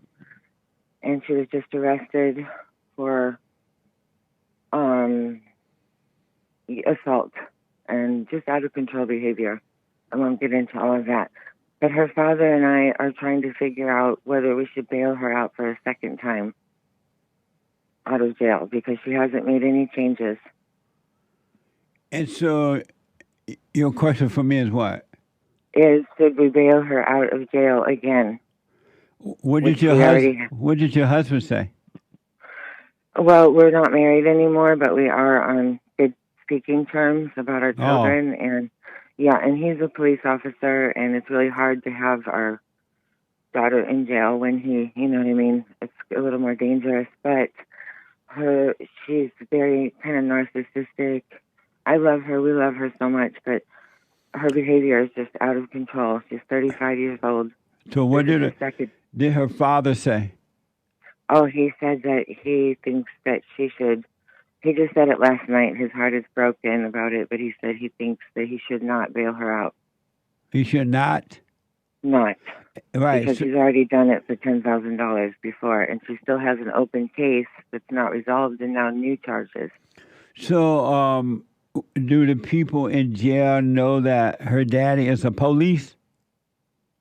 I'm not sure yet because she was just arrested in another county or a neighboring county. But Anna, I want you to think about this question. Your daughter is out of control. She won't listen to you or her father, it seems. Right. You bailed her out before with $10,000 that you don't have back yet. Right. Why would that even be a question in your mind to bail her out? Why would you even consider that at all? Well, I don't think I am. My heart says not to, but it's such a hard. I woke up this morning. I agreed with him last night. You what? Essentially, I agreed with him last night about his decision. You agreed, and okay. I did. I did agree. I said, because that's what my heart says. My heart says, don't do it because she'll get in more trouble and it'll be worse. Don't you already just kind of know that anyway? You know, it's she's funny, not Jesse. listening to you or anyone or herself or anything. Why would you even? I mean, it's not even. I wouldn't be taking her calls. I wouldn't put money on her books. I would just let her suffer. How would she? If you loved her, you let her go. That's what I know.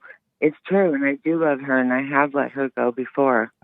And it's because she's the mother of my only 2 grandchildren. And I don't know. I have perpetual guilt feelings, like I'm responsible for everything. You have what now? I perpetually feel guilty about everything. Why? I don't know why. It was the way I was raised, I think. But and how long will you hold on to that false stuff? I try not to. I really try not to, but I don't know why it keeps, getting a hold of me. But I do agree with you, and I wanted to talk to you. I respect you a lot. And I think I just wanted the affirmation or confirmation that it really is the right decision to make. But you need to see it for yourself, because just because I said I wouldn't recommend it, you still need to see for yourself that whether it makes sense or not. I do, and then I question myself. Like, I have a logical mind that says, okay, that makes sense. We bailed her out before. Don't do it again. It didn't help. She got in worse trouble. She has a couple more felony charges. And if we let her out, that she would probably get into more trouble. Why did you bail her out the first time? Well, actually, at that time, I didn't know about it. I found out the day she got out. She was only in for one day, and he bailed her out. Oh, her father? Yes. Oh. And I didn't, it just happened so fast. Right. And it was all done, and it's a year and a half later. She has the court going on still, and she's been really making very bad choices, very bad choices. And she's going to continue to make them as long as you guys bail her out. Right. There's no reason for her not to make them as long as someone's bailed her out. That's what I'm realizing. She does rely on everyone saving her for the past 17 years of her adult life. Amazing. And so you mean as far, but not with the law. The law just breaking the law, that just started about a year and a half ago. It's going to only get worse if you bail her out. So why do you feel guilty? Because that's the way my mom raised me. I would put all that in my mind. How old are you now? To overcome it. Too old enough to know better. Right. So why do you keep? And who is the person that's feeling guilty? I don't know. I'm sorry? I just I don't know where it comes from. When you say, I feel guilty, who is the I? Describe the I. I listen to you with other people, and everyone's stumped on this, and I listen, and I'm stumped too. Like, who is ANNEMARIE, Right, so why do you say, I feel guilty when there is no ANNEMARIE? Oh, gosh. Oh, boy. Well, I'd rather be nothing than something. Who is ANNEMARIE? ANNEMARIE is nothing. I don't know. I'm just here, but a breath. So if you truly believe that, why do you say, I feel guilty? Do you know one of the worst things, and I'm telling you the truth about this, one of the worst things that human beings can do to themselves is to say, I feel this, or I feel guilty. There is no you to feel guilty. You're worshiping the devil. You're communicating with evil, and you're calling evil you. There's no self to feel guilty about. Well, that's lovely. That is lovely. Isn't she lovely? Isn't she wonderful? But so who is the I that feel guilty? There's somebody there that's telling you feel guilty. Who is telling you that? Well, I will say, this is real quickly, the way I was spoke to, everything was my fault. My being born was my fault, literally. I was told that all the time. And then when I got married, had a family, everything that went wrong was my fault. After the divorce, it's all my fault. You know what I mean? I've heard. So you're going to spend your whole lifetime believing those lies? No, I don't want to at all, and I know better inside. But are you doing the silent prayer? No. Oh, suffer and die. What's up? I know, and that's the other thing I wanted to talk to you about. What in the world is it? But I know better. I've been listening to you for years. That every time I do it, I do it. It feels great. I feel freer. It's just clearer. Everything. I go to do it again. Oh no! I find something else to do. Distraction. And because you love your hell, you love evil, and you keep letting evil to evil takes you away from the present, which is of God, right here, right now. You still love the evil. Which is so hard to hear. That's so hard to hear. Why? Because I don't want to live evil. Well, then you don't have to love evil. Just don't give in to it. Let it pass, and you'll be fine. Do the silent prayer, stay present, and you'll be fine. And I have been trying to, when I do attempt to do it, I just appreciate that feeling of being in the present. It's such a wonderful feeling. It's really amazing. Is. Yeah. But then stay with it. Don't give in to evil. And if you find yourself giving in, just come back to present. I think there's something inside of me that feels like I'm not worth that peace, to have peace. I'm not meant to have that peace. And who is not worth it?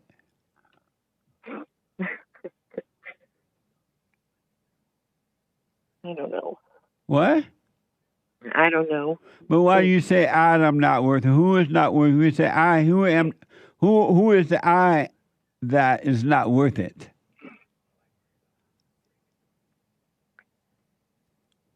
I don't have that answer. I'm trying to understand what you're saying with other people and myself. That there is no you to feel guilty. I mean, I understand. It seems like it makes sense, but I don't know how to implement it. Like, I told you how to implement it. I told you to do the silent prayer and stay present, and the truth will take care of it. That's how you implement it. The truth will handle it for you. The truth, the love, the light, God will handle it for you. He tell you to bring all that unto Him. Your living sacrifice. Give it to Him. But you won't do it, and it's insane. It is insane. It's absolutely insane, all of it. Well, I appreciate your time, and you don't think that I should, or that we should put money on her books for commissary or talk to her or anything? I mean, I know. Let me. Right. I can't tell you guys exactly what to do. That's a decision. Right. Only you can make it. But I would never do that. I would not put. When I, even family members or close friends, when they go to jail, I tell them beforehand, when you go to jail, if you go to jail, I'm not putting money on the books. I'm not coming to see you. I'm not taking collect calls or anything. You're going to have to stay in jail until you find your way out. And I remember I got that from growing up. My grandparents used to tell us all the time that if y'all go to jail, I ain't coming to see you. I ain't putting no money on the books. And I ain't taking no collect calls. You're going to rot in jail. And that kept me out of jail. Did it keep most people out of jail with that? At least in my family, it did. Yeah, my family member. I don't know one person right now that I can remember that went to jail when I was growing up. Wow. Now they're going left and right. And my daughter, I never expected, none of us ever expected this to happen. Your daughter is doing what your daughter wants to do. She loves her misery, and she loves making you guys misery. Feel bad so y'all can bear her out so she can stay in her misery and keep you in misery. And do you know, the last time that she got arrested first? Hold on, and hold on. Go ahead. 888-7753-773. Let me go quick back to ANNEMARIE. ANNEMARIE, you have an American name. You should be proud. Thank you. I am. I am from Chicago. I was born in Chicago. So the last thing I was going to say, just mention, was that the first time that she was arrested, she's always been a little rebellious, but not this out of control, of course. But the first time she was arrested, then her father bailed her out, and she's going to do everything right. She did good for about 8 months, and then she started up with her shenanigans again. Yeah. So we both said to her, what are you doing? I'm concerned about this, concerned about who you're hanging out with, and that's ever since for the past, I don't know, 6 months or so, 5 months, she has been shredding us up endlessly. She'll write him these long, long texts, terrible, breaking his heart over and over again, her father. And then me, because he doesn't talk to her that much, but I will talk to her. And wow, I've never been spoken to that way in my whole entire life. From all the people in my life put together, my daughter has taken the cake. She just keeps continually wanting to put us down and blame us for everything. And it's like, are you kidding And you know me? why? Because she hates you all for not being perfect parents. And then she hates you for trying to bail her out. Really? Oh. People hate weak people. Yes. Women that's true. hate weak men, and men hate aggressive women. And there's Yes. no love. So she hates you because you won't let go. Wow, but then she keeps coming to me like a little baby, asking for help. You know what I mean? To draw you in. Yes, and that's what her brother says. Her brother has been trying to warn me. He even told me, I said, I can't believe she just got arrested. He goes, are you serious? My young son, he's 29. He goes, are you serious, Mom? You're surprised? Thank And you. he's just so matter of fact with me. I love it. But Anne-Marie, you need to let go. You need to grow up. I know. It's true. I do need to let go. I feel like I'm responsible for everything and have to I know why take you care feel of that everyone. way. I know why you feel that way too. You do? Yes. I'm sure you do. Why? You love it. I don't love Yes, it. you do. You get a thrill when you sit back and your daughter is cursing you out. Your daughter is making you collect calls from jail. Your daughter is making you put money on a book. And you sit back and talk about how bad that is and how bad you feel. And you love it. You get the thrill from it. That's why you sit back and do it. It gives you a thrill. Poor me. Terrible. I feel sorry for my daughter. It's my fault. It's me, oh Lord. You get a thrill. That's why you do it. You wouldn't know what to do without that thrill. Yes, I would, because I have been suffering. I didn't talk to her for 2.5 years recently. I just started talking to her when she got arrested. I wouldn't even talk to her while she was arrested. I mean, that just was a coincidence. I was going to my grandson's football game, and things were, I thought, some time. I let some time, 2.5 years. And let me tell you, I was so much more peaceful, not worrying about everything. And when I was cut off, and she cut me off, and that was great, because I needed to be cut off. Like, oh, you're so terrible and all this. I ask you for help, but you don't do what I want. Now I hate you. Okay, fine. And so we didn't talk for 2.5 let me do years, this. and now it's fine. Anna. Yes. You're never going to be free of all your thrills, your good and your bad thrills. Both are the same, they're bad. Until you can stay with the silent prayer so the light can save you from your misery. That's true, and I think what I don't, maybe something about me doesn't feel like I deserve any kind of peace, And who don't I don't feel know. like they deserve it? Who? Yeah, then no one. What do you mean by that? I don't know. I'm just realizing that really, I don't know when you ask people who is, like, say, who is Anne-Marie, and I notice people have a really hard time answering that, and I can't even answer it. So does that mean that we're just nobody? Is that what you're trying to say? You're not the person that you call yourself for sure. You have forgotten who you are because you have amnesia. All traumatized people, all traumatized, and all the people in the world are traumatized by their mother, because anyone that's born through the woman, you can't help but be traumatized. That's why you have to be born again of the spirit. And so when you were spiritually traumatized by your mother, you forgot who you were. And now you have all these false self that you call you, and it's not you at all. Those are just demons, false identities that's inside of you. Your mind and body, they're not even inside of you.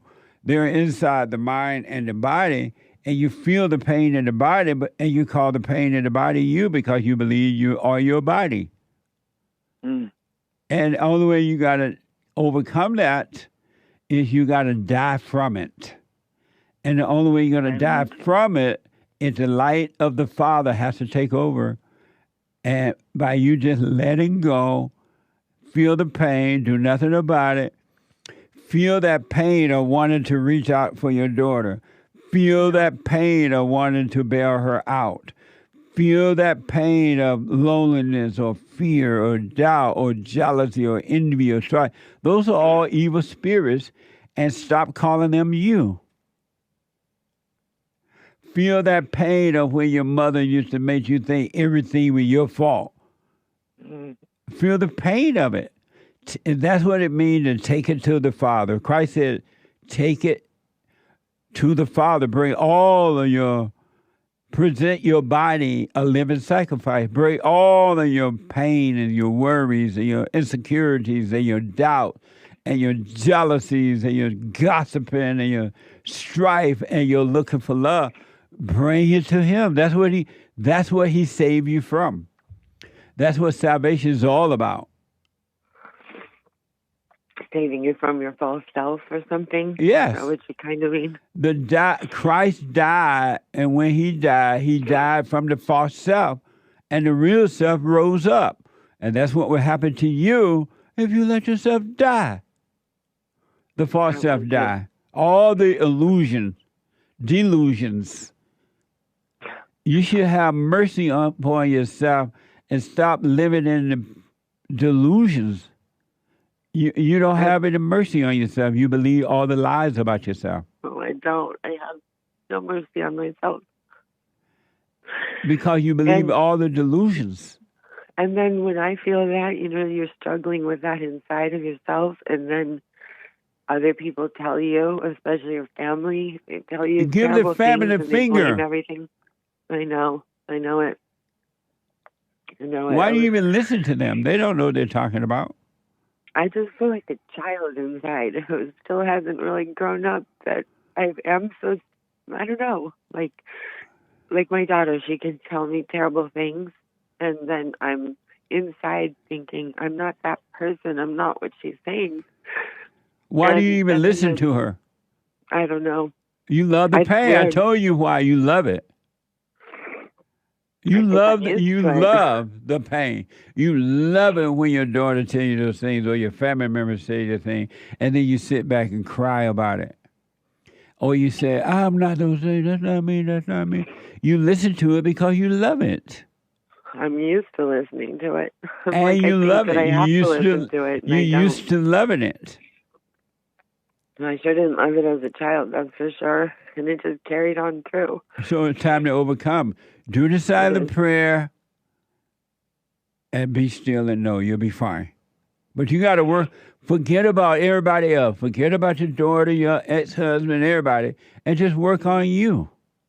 Which I have been doing until something like this comes up. And I tell you what, when I don't talk to, it's over talking to people and whatever, and I have a break from my daughter, I am so peaceful. I'm comfortable in my own skin. So why don't you stay with that? I know, I should. I don't know why. No, that was a question. I just keep getting weak, sucked in, feeling I'm responsible. So just come back to strength. When you're weak, I understand, but just come back to the present. That's all. Yeah. Nothing lost. Okay, and then the last thing is that worrying about her hating. So I'll just say me because I can't speak for anyone else. But I am worried about her hating me if I don't, put money on her books, take her phone calls. And you're going right back into hell right now. You're back into hell. You love it. Who is the person that hated and? Okay, no one. What? I mean, no one. Your daughter hates you when you put money on the books, and she's going to hate you when you don't put the money on the book. How long will you allow yourself to be controlled by evil? No more. I'm tired. No, you're I've not. already had a heart attack. What? I've already had a heart attack 4 years ago. And you love that. No, I don't. I don't. If you didn't, you would be given into it. The silent prayer is the only answer I know, and I have to do it. That's it. I have to. I don't know what keeps pulling me away The from devil? doing that. The devil, your God. It's the thoughts. Yeah, they just go out. When I'm doing it, it just comes flooding in. I appreciate in the beginning of the silent prayer, if I hear other noises around, I feel, like you said, in the present. I'm so in the present in that moment. And then all of a sudden, the thoughts come, and it takes me away. And then I don't want to even try again. But why not just go back to realize, hey, I've gotten caught up in a thought. No big deal. Or going back to the prayer. Just do it. That's all. No big deal. Because you're accustomed to living in the imagination, so you're going to find yourself falling in and out for a while, but after a while, you won't fall out anymore. Okay. Because it'll all be taken away from you. You're right. I will. I'm going to. I'm sorry. Thank you. What you sorry about? Because you've already told me this, I've even had counseling with you once. Oh, you did? What? Yeah, about 5 years ago.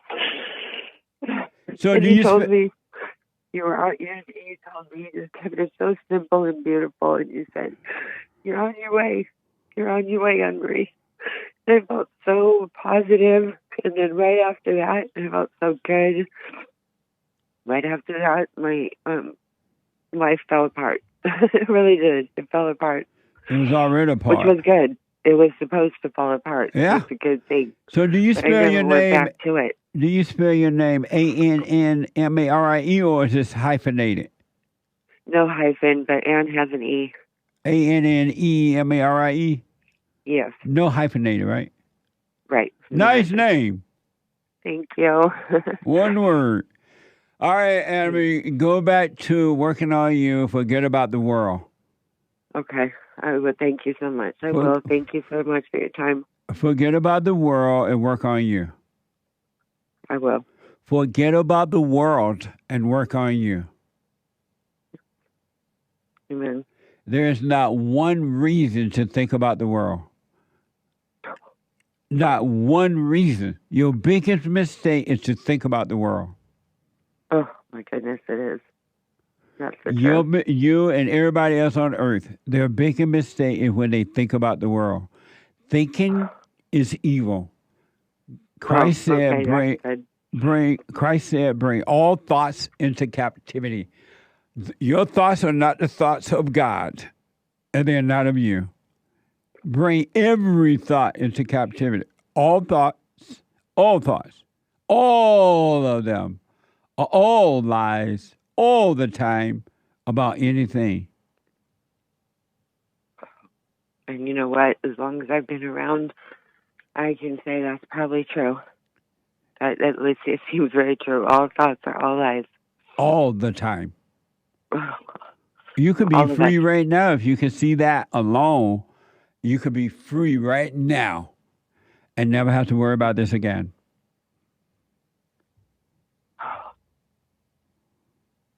I would love to be free.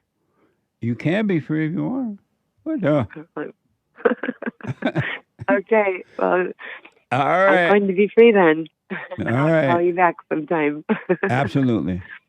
Thank you, Jesse. Okay. Bye now. Love you guys. You Bye-bye. too. Bye. 888-775-3773. Let me go quickly to the phones. Ryan, a first-time call out of California. Ryan, welcome to the show. You're on the air. Good morning, Jason. How Good you morning, doing? Ryan. All is well. I just wanted to touch bases on a few things that you had said. I heard your call with ANNEMARIE, and I've been on the other side where her daughter is. And what you're saying, what you told her is absolutely right, because my dad and my mom did the exact same thing to me. And it made me, once I did get out of that situation, it made me never go back into it, because I knew that I would not have any support. Nice. None at all. And so your parents did not put money on the books and collect calls and run it down there to see you? No. Right on. Not at all. Yep. Not at all. Yeah. And it goes hand in hand with this blaming others for your downfall or for your situation. Yeah. My parents never raised me in an environment where they even made it feel remotely okay for me to blame somebody else. That's right, for man. my lack. Yeah. You get what I'm saying? Yeah. But to touch bases, I'm in California myself. I'm from Georgia. And I'm a Trump supporter.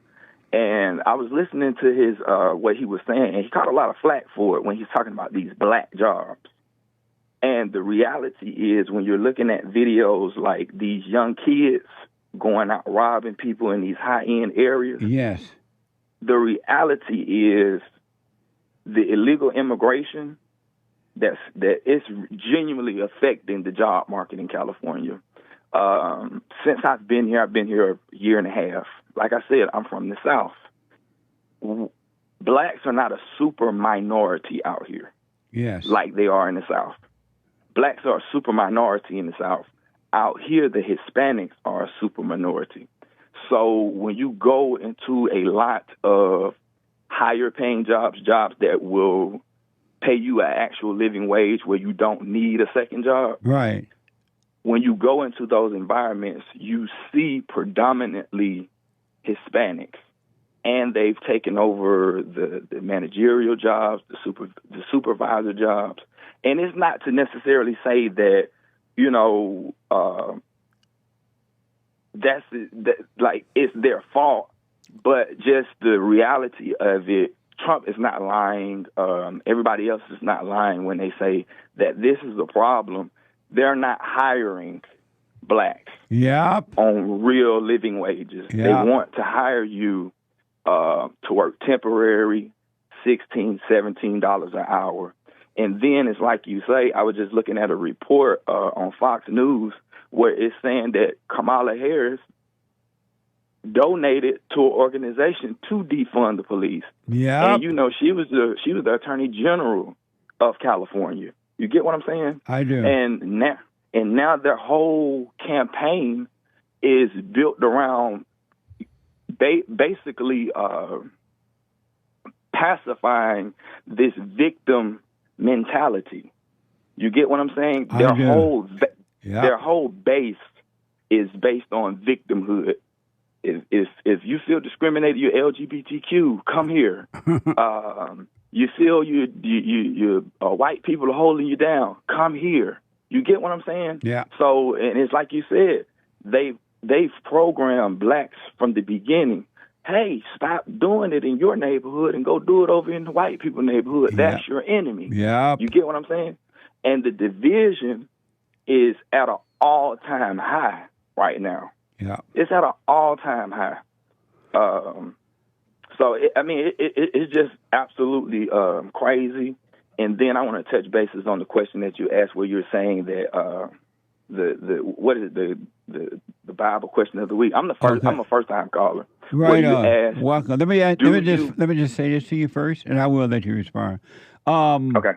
I never, in all honesty, Ryan, I can honestly tell you, I never imagined growing up and see adult men, especially men, but adult men and women blaming someone else for their failure in life. I didn't know that. I just never heard that growing up. It wasn't around me. I didn't grow up thinking that and feeling that way. And when I went out on my own at 18, I never thought for a second that someone else was my problem until I believed the civil rights movement for a minute that the white man was our problem, right? But I never thought that. I quickly snapped out of that. But I just didn't know that one day we would have so many men and women being victims and blaming others. It didn't seem like that was possible. And it blows my mind to see that now. Yes, it is absolutely mind-blowing when you give into the victimhood mentality. Yeah. It's like me here recently. I come to the realization that, hey, that plays a part in it. You get what I'm saying? Yeah. But I'm a believer in Christ, and he'll make a way where there is no way. Always. Circumstances can be what it is. Yeah. You understand? But you don't go into that victim mentality. It's like I've heard you speak about the blacks way back when, before my time. when they couldn't get a toehold and they saw that the whites weren't trying to help them, they went and built their own stuff. I rest my case. Absolutely, man. They went and did their own stuff. Yeah. And I feel like we just need to get back to that. You know, keeping our best and building up for us. You understand? I do. When the Lord sent the children of Israel into the promised land, he said, I send you amongst these group of people, right? And he said, you will see them doing things, but I don't want you to do that. Yes. So from my understanding of how God chooses, you can be amongst these people, but you need to still worship God as he's king right now. Absolutely. And that's what I feel like a lot of people are not doing. Amazing. Let me do this. Their life. They're not living their life what? They're not living their life as if they serve God, as if God is their king. Let's do this really fast because of time. Do you suffer the consequences of your actions? That's what I was getting to. Definitely, yes. Because I did 10 years in prison. Definitely, Nice. Yes. Right on. Yes. Stay You close to suffer your the phone. Come back to your consequences. phone. You said stay close to the phone? Right. Yes, you definitely suffer the consequences of your actions. I've seen it.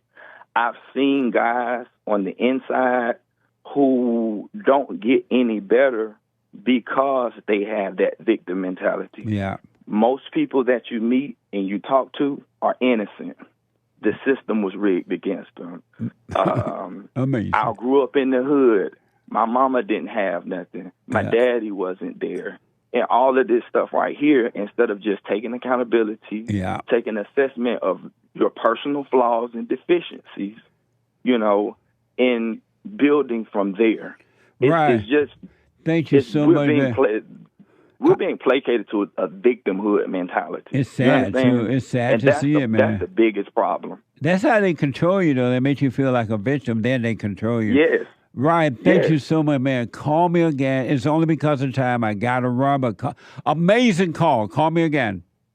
Thank you, Jason. All right, buddy. Let me go quickly to Nevada and talk to Ashley out of Nevada. Ashley, welcome to the show. You're on the air.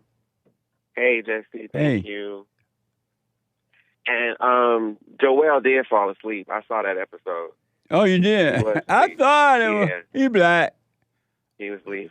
He lied. Huh? So the last time I talked oh, I'm sorry. That was Joel. Yeah, it's true. It's true. He was asleep. Jesse. So I stay with my mom. She pays $2,200 for rent, right? And I'm only here temporary. And I got my own room, my own bathroom. Now that I have a second job that's a much better job that pays a lot more, you know, than my other job, I know she's going to be asking me for more money. And so I don't know what's fair in your opinion? What's fair? Yeah, for me to pay her. Oh, so you have a room and a bathroom. And a bathroom, right? In her house. Yep. How old are you? 43. What? Let's see, like last time I talked What'd you to say? 43. Like last time Did you say 43 or 23? I did. 43, Jesse, 43. Okay. 43. Last time I talked to you, I explained to you that, like, I've been transgender for, like, 22 years, and, like, after COVID, I just dropped all of it. Stopped taking the hormones and stopped taking all the medication and stuff like that. Okay. And so, you know, I'm kind of starting over, you know, whatever. I got you. Yeah, I got you now. Whatever there's a limit as to how much landlord can raise rent. Now, how much is that, James? Do you remember? It probably depends on the state. Oh yeah, he's in California. Oh, he's in Nevada. Now, Jesse, I'm paying her $200 now. Oh, you are? And does that include utility and everything? No, I'm paying the utilities. Oh, so you're paying She pays for the cable, but I pay for the gas and the electricity. Well, And I put gas in her car. Like I'm driving her car too. Like I don't like it, but it's just what it is. well, I'm here's driving what her I car, recommend. Okay. How long have you been paying rent? Since January of this year. And when do you think she's going to ask for an increase? This weekend. Oh, you do? I just got this job. I'm in orientation. I started yesterday. This is my second day. So, And does she know you'll be making more money? yeah, I think I told her before how much I was making. Why did you tell her? I know. I don't know. I shouldn't have told her.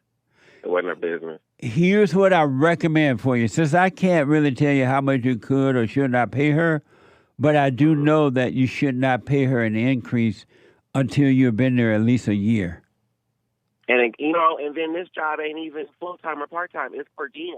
Right. And she asked me this morning, what's my schedule? I don't know my schedule. I'm in orientation. Like, Tell I don't her, know nothing yet. but she has no business asking you all those things. And then I think about it, and it's like, okay, she asking me my schedule because I am driving her car, and it's like but she don't go nowhere anyway. But that's not even the point, Right. Well, and then like, why don't you? sorry, go Now ahead. that you're making more money, you will be making more money. Why not buy yourself a nice little used car? Okay. You know what I mean? Because you want to be as free from her as possible. You don't want to be under her control. So now you have to stay there and rent for a while. Eventually, now that you're going to be making more money, buy yourself a little nice used car. So you can become... but she gonna want more money, and she gonna be... I know, but don't worry about that now. Wait until that happens and see if it happened and wait. And then you would be... And stay calm. Ashley, stay calm. Don't think about it ahead of time so you get in your head and overreact, right? Stay calm, and I promise you, if you stay calm and deal with the situation in calmness, you'll be able to deal with your mother perfectly in this situation and all situations. All right. So calm down for now. Have a wait and see. You'll be able to tell her, no, not now, or I got to buy me a car. You'll be able to deal with it perfectly. Okay. So calm. Right. Are you doing the silent prayer? I'll do it all day. Okay. Well, just stay calm, man. Don't worry about what's going to happen. And then number 2, stop telling your mother your business. Yeah. You're a grown 40-something-year-old man. She has no business asking I you. haven't been telling her, but I shouldn't have told her how much this job was paying. That's I right. shouldn't have. That's I right. shouldn't have. But I hardly even talk to her. Right on. And so you told her now, so don't worry about that. But stay calm and always have a wait and see about everything. Yep. All right? Yep. I sure will. Let me know how it goes. I will, Jesse. Thank you. And I wish you well, man. I appreciate that. Thank you. Okay. Thank you. All right. All right. Bye. 888-7753-773. Tina out of Washington State. Tina, welcome to the show. You're on the air. Hi, Jesse. Hey, Tina. Calling you back. I called you back in April. I was kind of a mess. What a mess! Yeah, I had just had a brain surgery due to cancer at the time. And it was just I had gotten bad news, and you had told me to just watch the thoughts and stay present. And the doctors weren't 100% correct, which is a good thing. They were not? No. So you didn't have cancer at all? I did, but they said I had a poor prognosis, which means my ending is near, basically. What the? Yeah, they put that in my chart. How about that? Wow. Yeah. Playing God with your life. Yeah. So the funny thing is, while I was on medical leave from work, I got another job offer, which I took, and that's the job I went into. And I'm struggling, just functioning at work. I think something in me has changed after the brain surgery. I can't really explain it. I'm having a really hard time dealing with people, and this job is making me deal with people 5 times more than I did before. And also just cognitively, just thinking, I'm having a hard time, and I don't really know how to. Sometimes I feel like giving up my job. That's how difficult it is sometimes. Are you married? Well, I live with a boyfriend. Oh, okay. Any children? No, Oh, children. Okay. All right. And so you say you're having a hard time dealing with people. What do you mean? Can you give me an example? Yeah, like for example, I had a person in my office yesterday, and I was doing my work, but I don't know how to explain it, but I don't know how to get the words out sometimes, the things I want to say. And I get nervous when that happens. Are you having a hard time giving me an example of what you mean by hard time dealing with people at work? Are you able to give me an example of that? Yeah. So, for example, yesterday I had a patient in my room, and I couldn't really put my mind together to help the person, and that gets me nervous. Meaning that they needed to fill out some papers, or you were working on the person, you couldn't do it? So I'm a dietitian, so it's like somebody came with like stomach problems. Right. I had one idea that came to mind. Usually my mind works a little better, but lately it's just different. And why do you could not give them that one idea?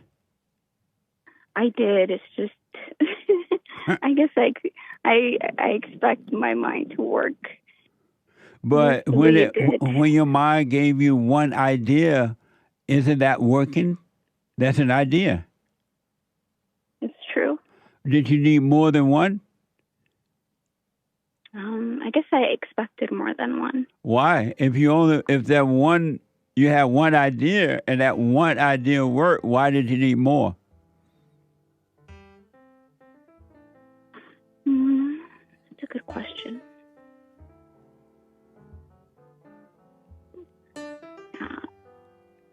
I really don't have an answer.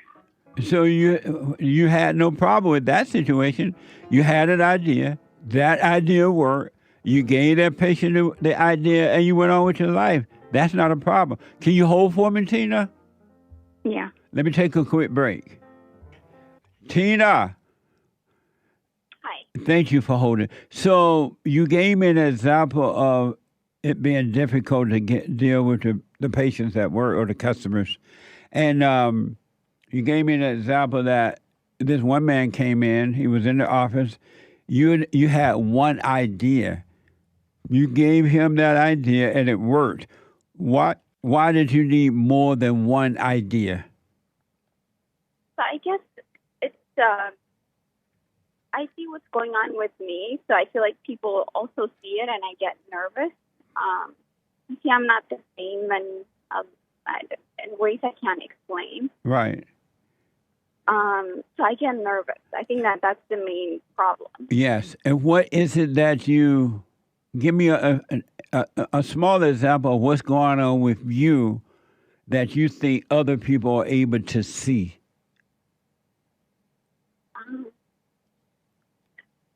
For example, I have a hard time with eye contact. And why? I'm not sure. Do you want to know why? Yeah. You're in your head. You're believing the lies that they're looking at you and they're thinking different things about you when it's really you thinking these things about them. Because you believe in thoughts. All thoughts are all lies all the time about anything. When will you stop believing your imagination? So you said I'm believing the lies about them? You're thinking that that's what they're thinking about you. Okay.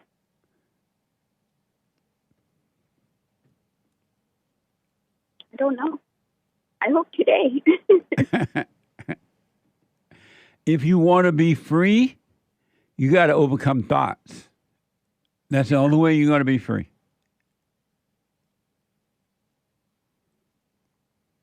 And I don't understand why things,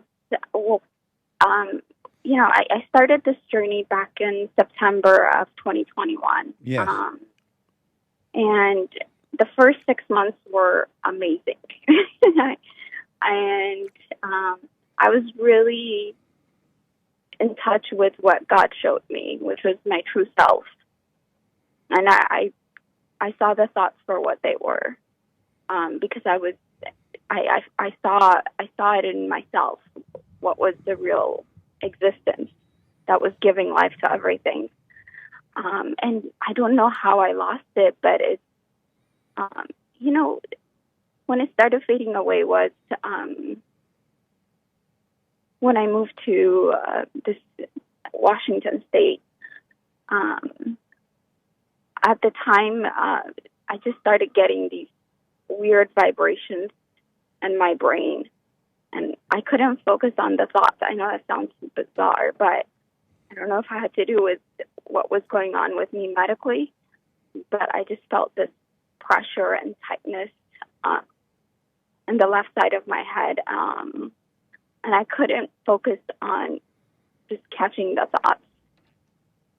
And it just, and just being in a new place, new job at the time, that I don't know, I lost it. I lost that connection. Do you want it back?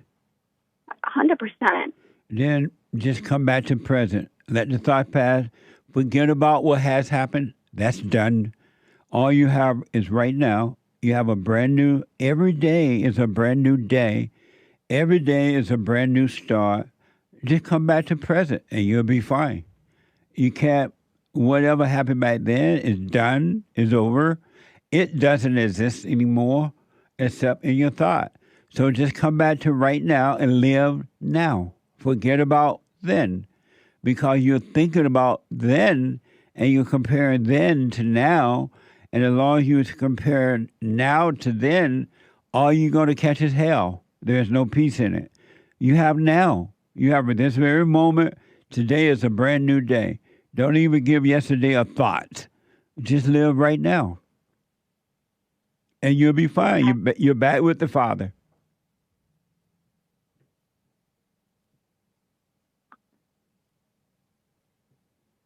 You know, I don't know how to do that. I try, but it's hard. Is it difficult because of the brain cancer too? You know, I'm not sure if it is. It's hard to tell. Are you doing the silent prayer? I am. And so why is it hard to tell if it has anything to do with the... Are you being treated and all that? Yeah, I'm being treated. With radiation? So that was one other thing about what the doctors got wrong. So I didn't get radiation, which was really nice. Nice. It's just other therapies. Oh, okay. Are you doing the silent prayer every morning and night? I am. Okay, here's what I recommend, Tina. Do what you want, but forget about what you had when you were conscious and then you thought you were here or there. And blah, blah, blah. And just start right now. God is right here, right now. He's not in the past. He's not in the future. He's not in front or behind. He's right here with you, right inside of you, right now. So just start right now. Forget about how you first had it and you can see and you thought you were this, you thought you were that, and all of a sudden you lost it. It's right here, right now. Just come back to now, and today is a new day. That make sense? You make it sound easy, but that's what I've been trying every day. Well, don't try. Just watch and let it happen on its own. You can't try. Don't ever try to make life work. You cannot make life work. I think that's a big part of it.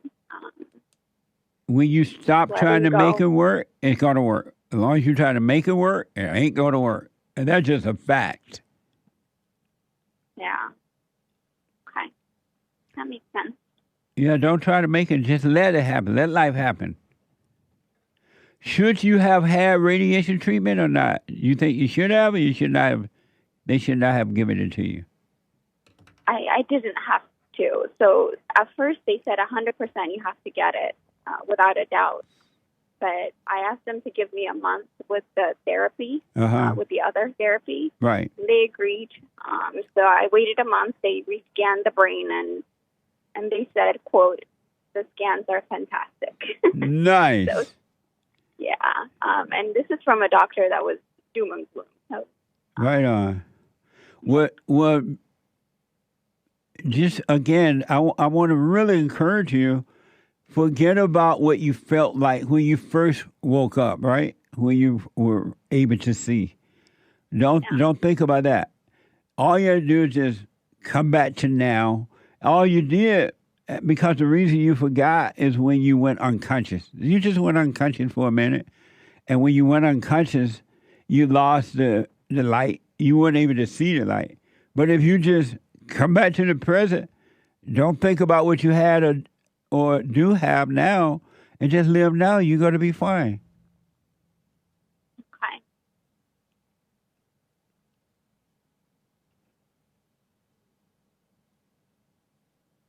What do you think about that?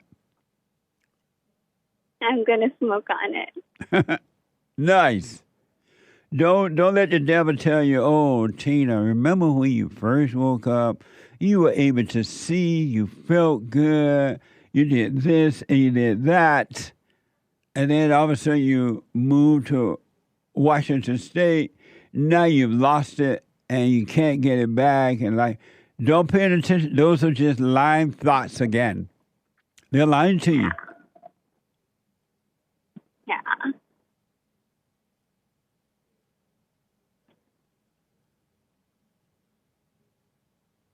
All right? All right, Jesse. Thank you for the advice. Let me know how it goes, Tina. All right. We have a good day. You too. There's one line open, 888-7753-773. Let me go to Julie out of Connecticut. Julie, welcome to the show. You're on the air. Hi, Jesse. How are you? All is well, Julie. Thanks for calling. I was wondering if I could give you an update on myself. Okay. Long story short? Long story short. Yeah, you don't need the whole story. I was the one that's been having trouble taking my eyes off my husband and controlling him and all that stuff. Oh, yeah. You and his mother want control over him. Yeah, we both want to be married and controlled to him. Yes. Okay. I got you now. Yeah, and to be worshipped. Right. Yeah. So since Sunday's service that you had, I was watching it live. You had said something that struck me, and I have been able to take my eyes off my husband. I lost the desire to control him, and I really felt the desire to work on myself, which is what you've been telling me over and over again. Right. When that happened, as soon as I stopped watching him and everything he was doing, as soon as I did that, my mind, the thoughts went right to attacking everybody else in the world. Yep. So I almost got trapped into that, and I started going into it a little bit, and I did react for a second, and then I stopped myself. And then I said, all right, this is what Jesse's been talking about. So I was like, basically like, buckle up. I like put my seatbelt on, like I was going on a roller coaster, and I was like, all right, devil, let's do this. And I just sat with it, and I realized that the reason why I was distracting myself and concentrating solely on my husband and not on me, and then concentrating on what other people are doing, is because I didn't want to see the hell that was inside of me. Yep. Absolutely. I sat with it finally. It did go away. It took a little while. It did go away. And now I've been very, like, I've been not emotional. So I've had periods of not having emotion and not having anger. And I've had a good week where I'm just watching my thoughts. And I had a call from my mom and my sister last night, and they both called and just attacked me. And this is not the first time this has happened, but I was able to stay very non-emotional about it. Nice. So I wanted to call you because all the other calls that I've had with you, I haven't been on the right track. And I wanted to tell you that I really feel like I'm on the right track right now. Right on. And I really think the silent prayer is helping me to stay non-emotional, and I'm just watching, watching what I'm doing, watching my thoughts, and making sure that I'm not going into the delusion of attacking other people or my husband. But if I have a question, the question is, and I think I already know the answer, is that, I noticed that my husband, when he had something going on for work a couple days ago, he started having a panic attack. And I stopped myself from giving him advice about it. And I just kind of let him be in his hell. And that is what you would suggest that I do, just not try to fix him, not try to change him, not try to, when he's coming to me for something, I just stay, like I told you, non-emotional about it. Is that right? 100%. You can't save him from his hell. You can't even save yourself from your hell. You just see the hell, and the Father will save you from it. And your husband going to have to see his hell if you want to be, and he'll be saved from his if he wants it. He might not want to be saved from it. And if I want him to be saved from it, I know that I'm back in hell. So as long as I stay in a place of me not wanting to change him, I'm going to be all right. You'll be fine. You have no business wanting anyone else to come out of their hell. Right. People love their misery. They love their loneliness. They love their anger. They love their revengeful nature. They love their jealousy. They love gossiping. They love their hell. So why would you want someone to come out of that when they love being in it? If you notice, God leaves everyone in their misery until the ones that cry out that I want out, he'll bring those out, but he'll leave everybody else in there.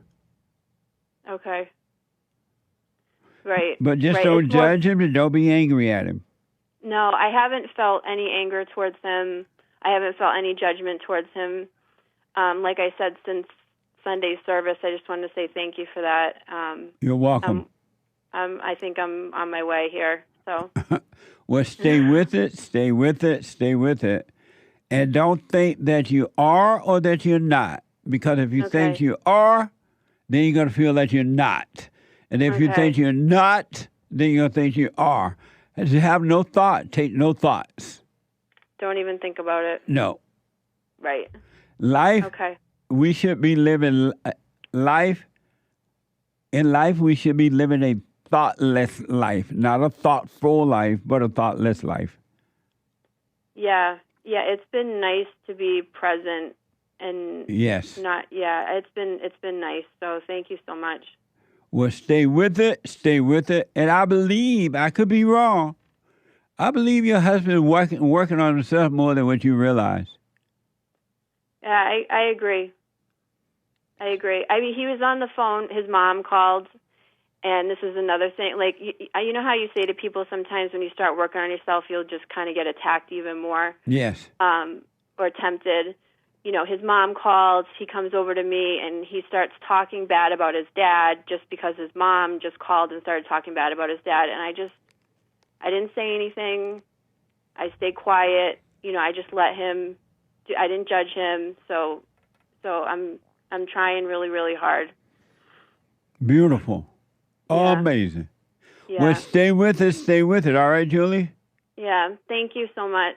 You're welcome. Stay with it. Stay with it. Stay with it. I will. All right. Have a Amazing. good day. You too.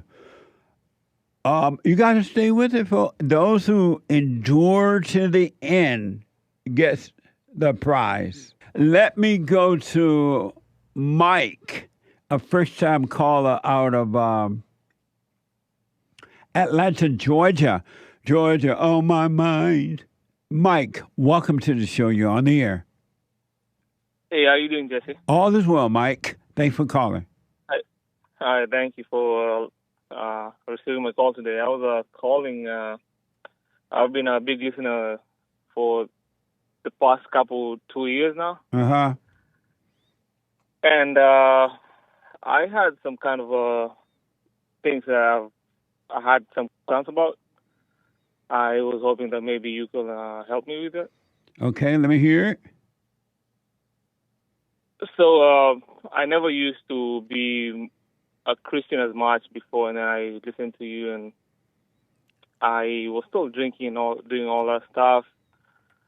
I was, as you say, being a slut maker and getting around and all that. Slut maker! Yeah. But at some point, when I was in college, I was renting a place where students, like a house for students. And there was a lady that came along, and she was kind of older than us, and she had a girl who was our age, but she was older. But she kind of, what is it called? She was trying to be a slut maker to me.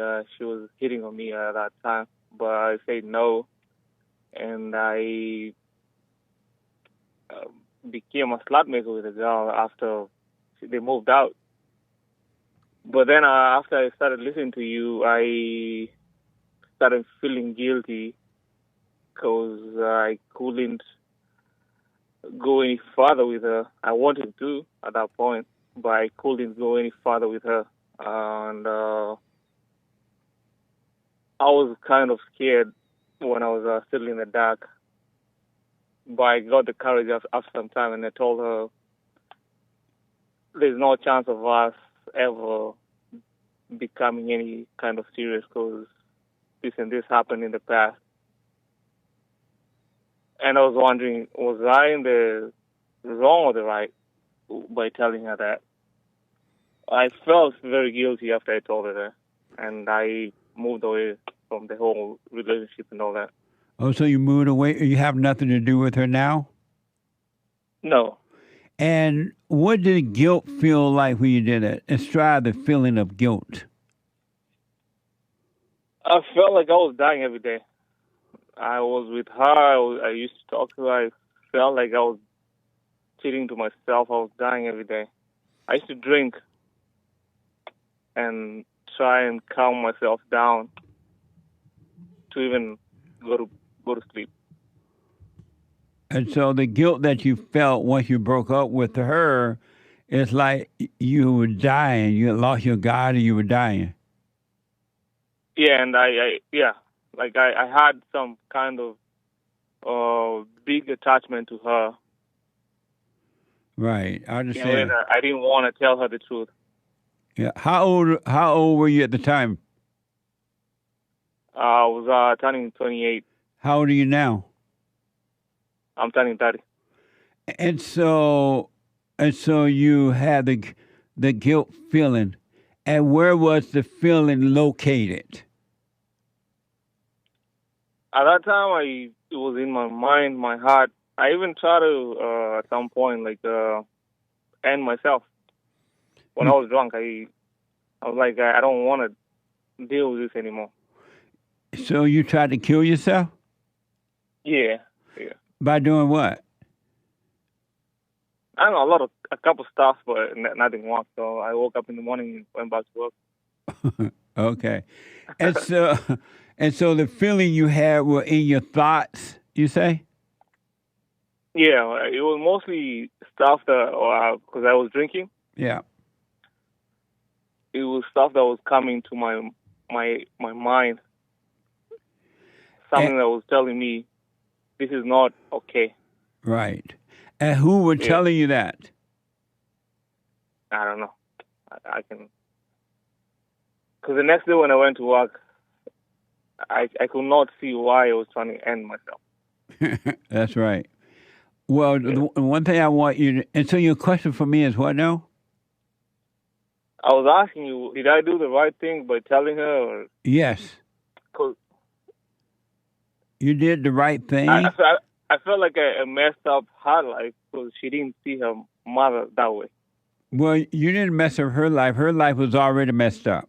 When you met her, she was already screwed up. No. So you had nothing to do with her life at all. And she had nothing to do with your life. You were already screwed up when she met you. And so two screwed up people came together and created more screw-ups. All right? And then the feelings that you had were coming from the thoughts of you felt like you were losing your life. You felt like you want to kill yourself. You felt like you remember how much she loved you and how much you loved her and how you treated her and how she treated you. It was all thoughts. It was all memories. It wasn't at all about anything that was real. Underneath all of that, you were still empty. You were still lost. And all you did was use her in the same way that a drug addict or alcoholic use drugs and alcohol to try to make yourself feel better. But the emptiness was still there. And so when she was gone, you became aware of the emptiness again. And you didn't realize you were using this human being to try to make yourself feel better. You never loved her, and she never loved you. It was all about covering up the emptiness. And so the emptiness came back. It was always there, but you just became aware of the emptiness, and then you went into thoughts, and those thoughts deceived you to make you think that you had a good woman. You had someone that you loved. You had someone that loved you. And you had this. It was all just thoughts. It was all lies. It was never... Every time I used to still listen to you during the day. And then when it came to, like, the sun went down, I only used to call her. And I was feeling lonely. Yeah. And I needed some comfort from her. Yes. You were just using her. You were using her. You never loved her, and she's never loved you. Nobody loved nobody. But how do you go beyond that kind of relationship and forming a better kind of relationship with That's a good question. with a woman? And, yeah. You stop looking for it, first of all. Do not look for a woman. Do not look for a love. Do not look for anything. And God will add it unto you if it's meant to be. Do not seek anything but what is right. You want to find your way back home to the Father. And He will take away that emptiness, and you will have all. You will have everything. You will have perfect love. You will have perfect peace. You will have life. If you don't replace that with anything that's phony, and if it meant for you to have a wife or a woman, He will add that unto you, and it'll be the right woman, and it will last until death do you part. And you would not need her, and she would not need you, and it would be an amazing relationship. But so it's okay. But all you have with that other girl was just memories. It was never love. You were thinking about, oh, how much I loved her, but that wasn't love. It was just a thought. How she used to be, how she used to smell, how she used to laugh. It was just thoughts. It was never love. It was just thoughts. It was very, as they say, very toxic. Because there was nothing that we shared that was beyond the sexual feeling that we had for each other. That was it. Every time we met, that was all that happened every time. Yeah, because sex is not love. It's a drug. That's all it is. It made the ego feel good for a minute, and then as soon as that feeling is over, another feeling comes. It's just thrills. It's just evil. The good feelings are thrills, which are evil, and the bad feelings are thrills, which are evil. So what I recommend for you, Mike, do what you want, of course.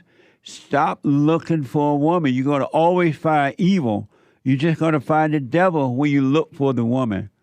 Don't look for anything in anyone. You just work on yourself, do the silent prayer, watch the thoughts, and God will fulfill the emptiness that's inside of your body. It's in the mind. You'll be fine. Can I ask you one more question, Jesse? Yes. I was raised up by a single parent, and I grew up with my grandparents. And as they say, they did a pretty good job because they provided whatever I needed to have, clothes, food, and everything. Yes. Which I appreciated when I was young. But as I continued growing up, I continued realizing that there was something more than clothes and food and shelter that I was being provided that I needed. And I think when I was in the third grade, my mother moved away, and I was left completely with my grandparents. So before that, she was around, but after that grade, she was not around. And you said when you were in the third grade, right? Yeah. Okay. All right. My father was never there. Right. They fought with my dad. My dad fought with my mom when she was pregnant, and he fled away, and he left her, and she had to go to my grandparents' place, and I was born there. So when I was born, I never found my dad. So ever since I was young, I never knew I was supposed to have a dad. Amazing. Until I started hanging out with the other kids, and they asked me, "Where's your dad?" So I started asking, and my mom never told me anything until at some point my other relatives started giving me stories. They were kind of sweet stories, but until I grew old, that's when I knew the story of they fought when they were young, before I was born. But when I was in that grade, she moved away, and then she came back when I was in fifth grade. And I remember when I was in that grade. Before that, I never knew myself. But after that grade, I remember I started getting angry. I was always fighting in school every time. I used to fight every day until I was 26, I think. I was fighting everybody every time. If someone tells me anything I don't agree with, I used to respond with an angry demeanor every time. Yeah. And because of time, what's your question for me? Because of time, we're about to run out of time here. Oh, I'm sorry. I never understood why, but I called my mother a couple few days ago, but she never understood that she was supposed to be there in terms of as a parent. I forgave her, but she never understood. So I was asking, how are you supposed to go beyond? You forgive a parent, but they don't understand what they did wrong.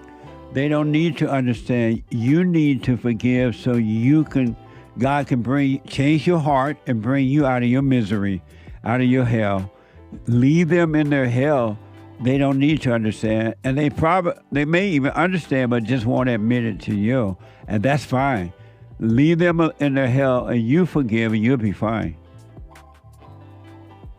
Okay. Thank you. That make sense? Yeah, I can kind of see that because Can you hold on for me? when I did. Hold on. See, let me just finish up with Mike out of Atlanta, Georgia. And Mike wants to know what happens when you go and forgive your parents, but they don't understand. Am I right, Mike? Yes, Jesse, I'm here. I was asking, beyond forgiving your parents, they might not understand that maybe you're already grown up, and at some point I've heard of this thing called the black tax. Sometimes you see the athletes where when they grow up, they were raised by single mothers. The biggest achievement is most of the times building a house for their mother. And I've had that experience where when I went back and forgave my mother, she said it's okay as long as I can continue providing for her. But what do you think about that, Jesse? I think that you should forgive her, realize that her mother screwed her up and she can help herself, and you move on with your life. You don't need to provide one thing for her at all. You don't owe her anything. You're not obligated to provide for her at all. You're not responsible for her life at all. She is, and not you. Yeah, she always makes someone feel guilty. But like she always makes me feel like I owe her where I am right now. But you don't. You don't owe her anything. And as long as you feel guilty, don't do anything for her.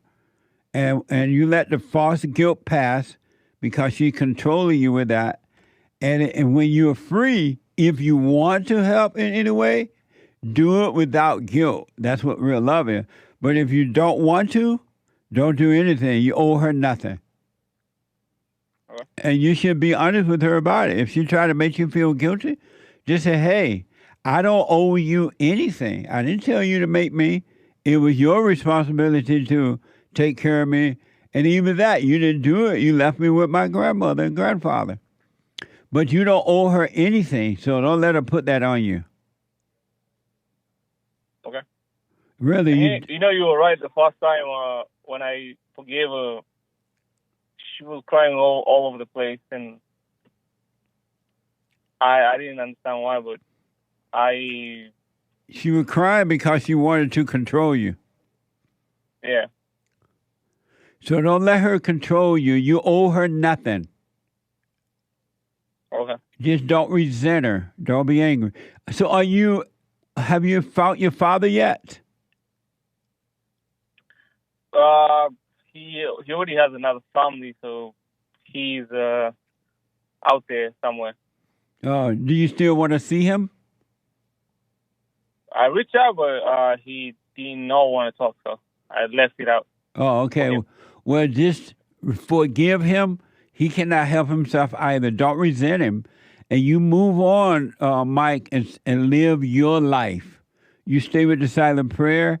You watch the thoughts and just watch them, but don't do anything about it. Don't call them you. Don't say, I feel lonely and I feel this and I feel that. It's not you. Just do the silent prayer and watch and live your life. You're going to have an amazing life. Thank you, Jesse. Thank you. But you don't owe anyone anything, and you've never been in love with that girl. And when you think about her, it's just thoughts. It's just memories. And the feeling you get when you think about her is the emptiness that was never fulfilled anyway, and it was just coming from the thoughts. It has nothing to do with love. Yeah, because before that, I try to fulfill with having friends And then I didn't have friends anymore, and then I had the girlfriend, and I stuck with her. I was trying to do my best, and it never worked out. And then I became a drunkard for a while, and then I realized that I was never a drunk before, so Yep. I'm not really a drunkard now, and Nice. I should not continue with the whole situation of all this drinking every day. And I was listening to you at that time, and then I started doing the silent prayers, and when I started watching my thoughts, sometimes I still drunk. I used to go home and sleep drunk, but it was very empty for me. Every day when I woke up, I didn't have anything other than going to work. Well, but don't fulfill that emptiness with anything or anyone. You just leave it there, and you watch it, and you live with it, and you watch it, but don't call it you. And do the silent prayer, be present, and the Father would take care of that emptiness and give you perfect peace. All right. I appreciate that, Jason. Let me know how it goes. Good to hear from you, Mike. I'm trying my best. Thank you. All right, buddy. 888-77-JESSE. AJ is out of St. Louis. AJ, welcome to the show. You're on the air. Hey, Jesse. Thanks for taking my call. You're welcome. So my question is basically, what do you think about parents who homeschool their kids, or what do you think about kids who are homeschooled? If the parents can do a good job, it's an amazing thing. I would highly recommend it, especially over the public school. Parents who send their children to public schools do not love their children. They hate their children, and they just want to get rid of them.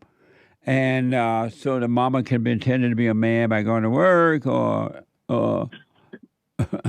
but they hate their children. I highly recommend homeschooling. Okay, I got you. The reason I asked is because I've gotten I'm doing it this year. My son's in the first grade. Yes. And I work overnights, but I'm going to be homeschooling him in the morning.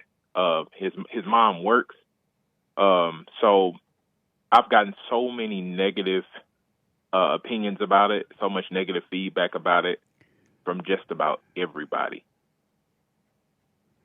That's why I asked. They telling me he's not going to be as smart. He's not going to be socialized. Things like that. They're telling you that's what's going to happen if you send him to public school, because that's what's going to happen to him in the public school. So he's been in public school, but what they're saying is that's going to happen if he's homeschooled. He's not going to be socialized. Something's going to be wrong with him, blah, blah, blah. Those parents who are telling you that don't love their children. They're trying to get you to send your kids to hell every day the way that they're doing it. Got you. Really? Yeah, okay. It's mostly family who's telling me that. Like, my mom is telling me that. If you listen to your mother, you will suffer. Every time the man listens to the woman, whether it's his mother or his wife, he will suffer. Right. Why don't you make your wife stay home and homeschool? So, I mean, she needs a job just like I need a job to survive, man. We need both incomes. Oh, you can't make sacrifices? What do you mean by sacrifices? Like get a smaller house, one car instead of two, eat chicken wing and hot links for dinner and breakfast. I mean, we're not necessarily overspending. Like I live in a 2-bedroom apartment, and we, only have one car payment. Oh, okay. Well, I know that's, it's everything is so expensive. Taxes are out of control. Some people need both things, right? But right. Are you able to get a second job? And that's what I'm looking into right now. I have a couple of interviews lined up, so I'm hoping those go well. So maybe it's possible. Yeah, if you can get a second job to meet those needs and keep everything at a basis, don't overspend and all that, and then make your wife stay home and raise your homeschool and raise your son for you, you won't regret it. Right. I believe that. Yep. I do believe that. And then when your mama try to get in your business about homeschooling your kid, tell your mama straight up to stay out of your business and ain't her business, and you don't want to hear it. Yeah. I look. I kind of already have done that, which is why we don't really talk now. Nice. Yeah. So it's pretty crazy. But you just stay with the silent prayer, stay present, and the Father got you. He'll take care of you. Yes, sir. I appreciate your advice, man. All right. I wish you well, AJ. All right. Thank you. All right, buddy. Any parent that send their children to to a public school, don't like their children. That's why they're doing it. They hate their children. And they're about themselves and not about the children. Even the teachers don't send their children to public schools. They'll teach their kids all that crap. They'll destroy your children or child, but they're not going to send their kids to the public school. Is you crazy? What it's Men's History Month. I will do a quick Men's History Month. And so I have with me my producer, Derrick, and also my PR guy, Omeed. And I want Omeed to respond to the biblical question as well as Derrick. But I want Derrick to help me present the men's history moment. And hey guys. Hey. Hello. How y'all? Good. The black one is Derrick, and the Allahu Abba one is Omeed. Hey. All right. Good to be here. Amazing. First, I want to do the Men's History Month. Some of you might be aware of Martin Luther, not Martin. Dr. Booker T. Washington. Right? Right. This is from Learn Out Loud. Booker T. Washington, 1856 to 1915, was a former slave, an educator, author, orator. Mm-hmm. What? That's right. You had it. You said it right. Let me hear you say it. Orator. What? Orator. Orator? Yeah, Orator. Orator. And advisor to U.S. President. And here's a picture of Booker T. White. This is a picture of Booker T. Washington. Amazing. He was an amazing man. He really, really was. He was black. He was born enslaved, but he didn't hate. He hated no one. He had no anger. Isn't that amazing? Family sold off and everything. And I grew up near Booker T. Washington Institute down in Alabama. Ooh, what was that like? It was amazing. Really? My agricultural teacher would take us over there every year, and we would spend the weekend at the University of, what's it called? Booker T. Washington University. Oh.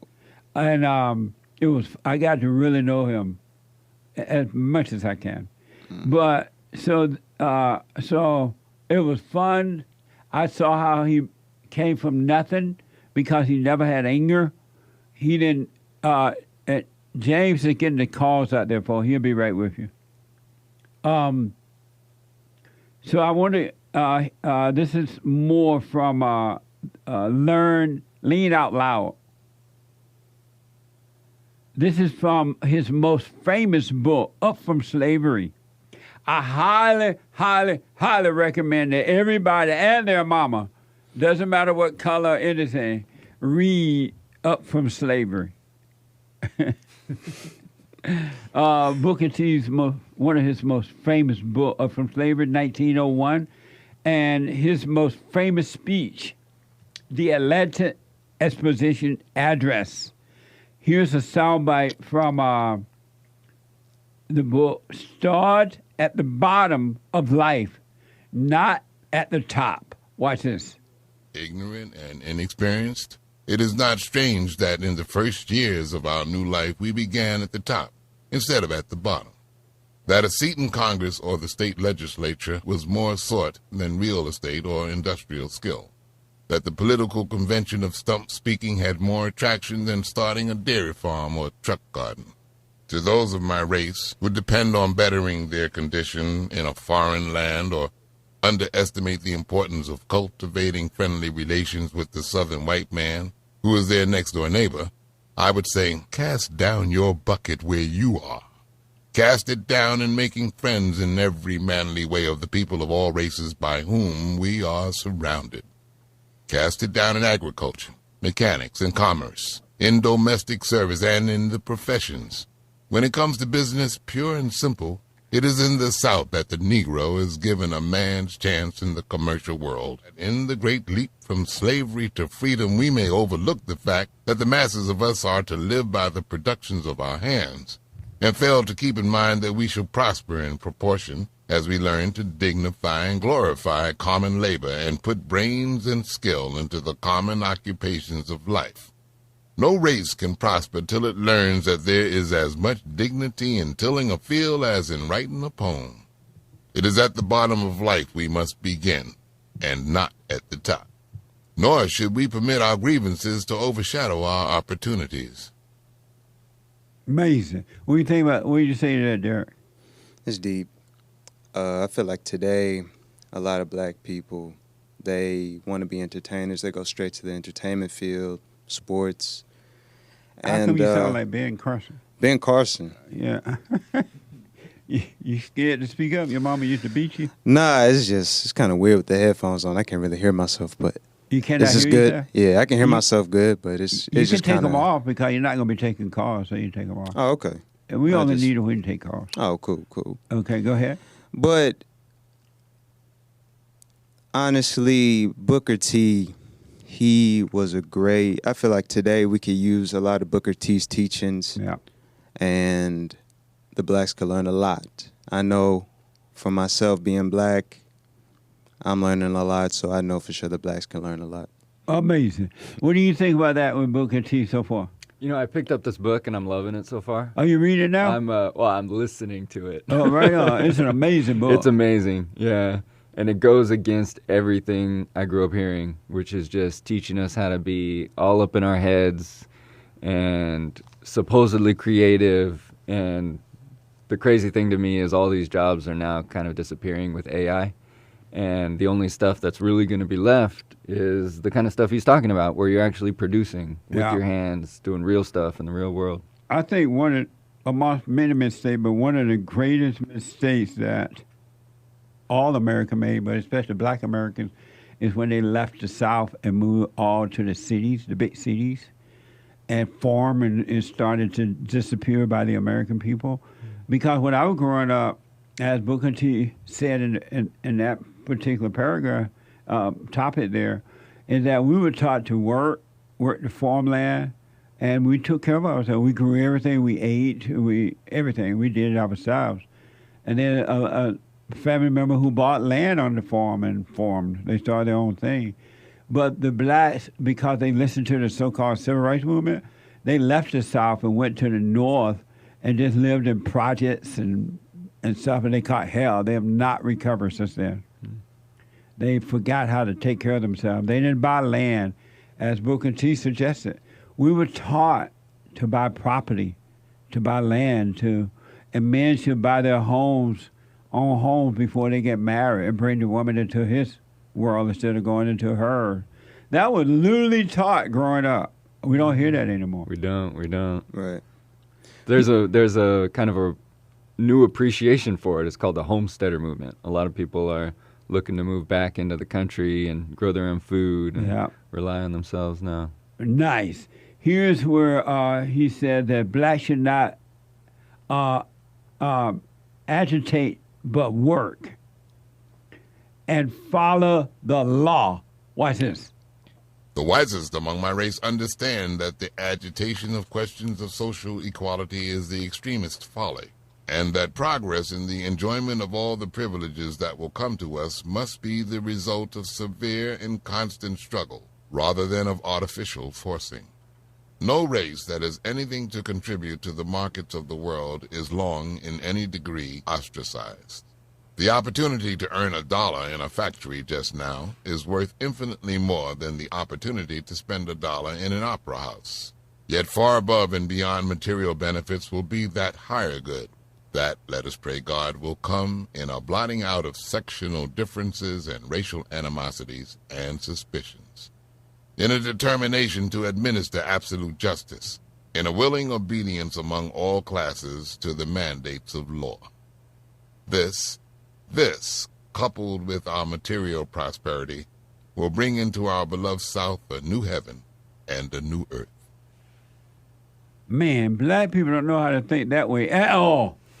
Ain't no way they'll have that independent thinking. I agree. But there are some, I feel like there's some black people, at least in my age range, that are waking up and starting their own businesses and doing great things. But it's definitely going to take some time. That's for sure. Man, that reminds me of some good old days when I hear that. Because that's what we were taught growing up. That's how we thought. So when I grew up and moved to California at 18, I didn't know not to get a job. You know, get to work, go to work, take care of yourself. Be out there on your own as a young man. And at 25, get your own house. By 25, you should have a house and be ready to marry, if that's what you want. It was in my thinking, so that's the way I did it. Isn't that amazing? Yeah. Mm-hmm. And I didn't even have a down payment, but in my thinking, I knew I'm 25 and trying to get a house. Yeah. Best. Here is where Booker T got mixed reviews from blacks and whites. President Grover Cleveland met him. Watch this. You met him. I sent a copy of my address to the President of the United States, the Honorable Grover Cleveland. I received from him the following autograph reply. Your words cannot fail to delight and encourage all who wish well for your race. And if our colored fellow citizens do not from your utterances gather new hope and form new determinations to gain every valuable advantage offered them by their citizenship, it will be strange indeed. Later, I met Mr. Cleveland for the first time. As soon as I met Mr. Cleveland, I became impressed with his simplicity. And the more I see of him, the more I admire him. Judging from my personal acquaintance with Mr. Cleveland, I do not believe that he is conscious of possessing any color prejudice. He is too great for that. In meeting men in many places, I have found that the happiest people are those who do the most for others. The most miserable are those who do the least. The one thing that is most worth living for, and dying for if need be, is the opportunity of making someone else more happy and more useful. Amazing. It reminded me, I was thinking about Tuskegee Institution. You know, that's what he found. Mm-hmm. Found it, Booker T did. And it used to be an amazing university. But now it's liberal. Mm-hmm. The liberal took over, and it's not the same anymore. It's a mess now. It's a real mess. And this man, again, he was born a slave. He didn't hate anyone. He said, hey, don't hate. And as a result, he met all kind of people along the way in life that helped him along the way and advised him and took him in and everything because he had no anger. Mm-hmm. Amazing. Yeah, and I hear growing up, he had to work as a janitor. You speaking like... Oh, can you hear me? I'm sorry, yeah. Ben to working, yeah. It's Ben Carson, your daddy? It's the headphones. Yeah, blame it on the headphones. Yeah, I promise. We'll take them off. All right. But yeah, I remember looking into him. He worked as a janitor while going to school. So that really, I feel like young men should look at that and say, hey, you know, if he can work as a janitor and go to school, you know, you can, when there's a will, there's a way. Absolutely. You know, any endeavor that you're facing in life, it can be overcome. So. Hakers is saying that the story of Grover Cleveland reminded him of Trump. And I want you all to know that this was back in this book was written back in 1901. And he gave a speech. The speech was from 1895. The speech was from 1895. And the black people, so-called black leaders today, will tell you that white and black people didn't get along. It was slavery. It was bad. It was that. And look, it's not true. I'm telling you, it's not true. You've been lied to. This man hooked up with the president. Mm-hmm. In the 1800s. But the black people want you to say that, oh, black people just had it bad. They're lying to you. They're truly lying to you. And last but not least, colored people wished he would push for rights. They wanted Booker T to push for rights. They had liberals back then too, I guess. Hold on 1 minute, sorry. Oh, okay. The colored people wish he would push for rights. Watch this. The colored people in the colored newspapers at first seemed to be greatly pleased with the character of my Atlanta address, as well as with its reception. But after the first burst of enthusiasm began to die away, and the colored people began reading the speech in cold type, some of them seemed to feel that they had been hypnotized. They seemed to feel that I had been too liberal in my remarks toward the Southern whites, and that I had not spoken out strongly enough for what they termed the rights of the race. For a while there was a reaction, so far as a certain element of my own race was concerned. But later these reactionary ones seemed to have been won over to my way of believing and acting. Grandpa, tell me about the good old thing, good old time. I highly recommend, and the colored people that he was referring to in those days were people like W.B. Du Bois. And W.B. Du Bois was an evil man.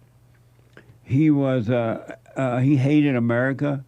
He moved to Africa somewhere. After a while, he was so ticked. He moved to Africa and denounced his citizenship, American citizenship, so he was a mess. And so it was those kind of people that did not like Booker T, because Booker T. Washington was a conservative man. He believed in what was right. And W.B. Du Bois was a sellout. He was evil. He hated America. Yeah, this really hit hard in Uncle Tom too. When I was watching it, because I watched it a few weeks ago, but it really hit hard in that movie when you were discussing it. Nice. Check out Uncle Tom 2, by the way, if you really, really want to know what's really happening and what's going on. So thank you guys.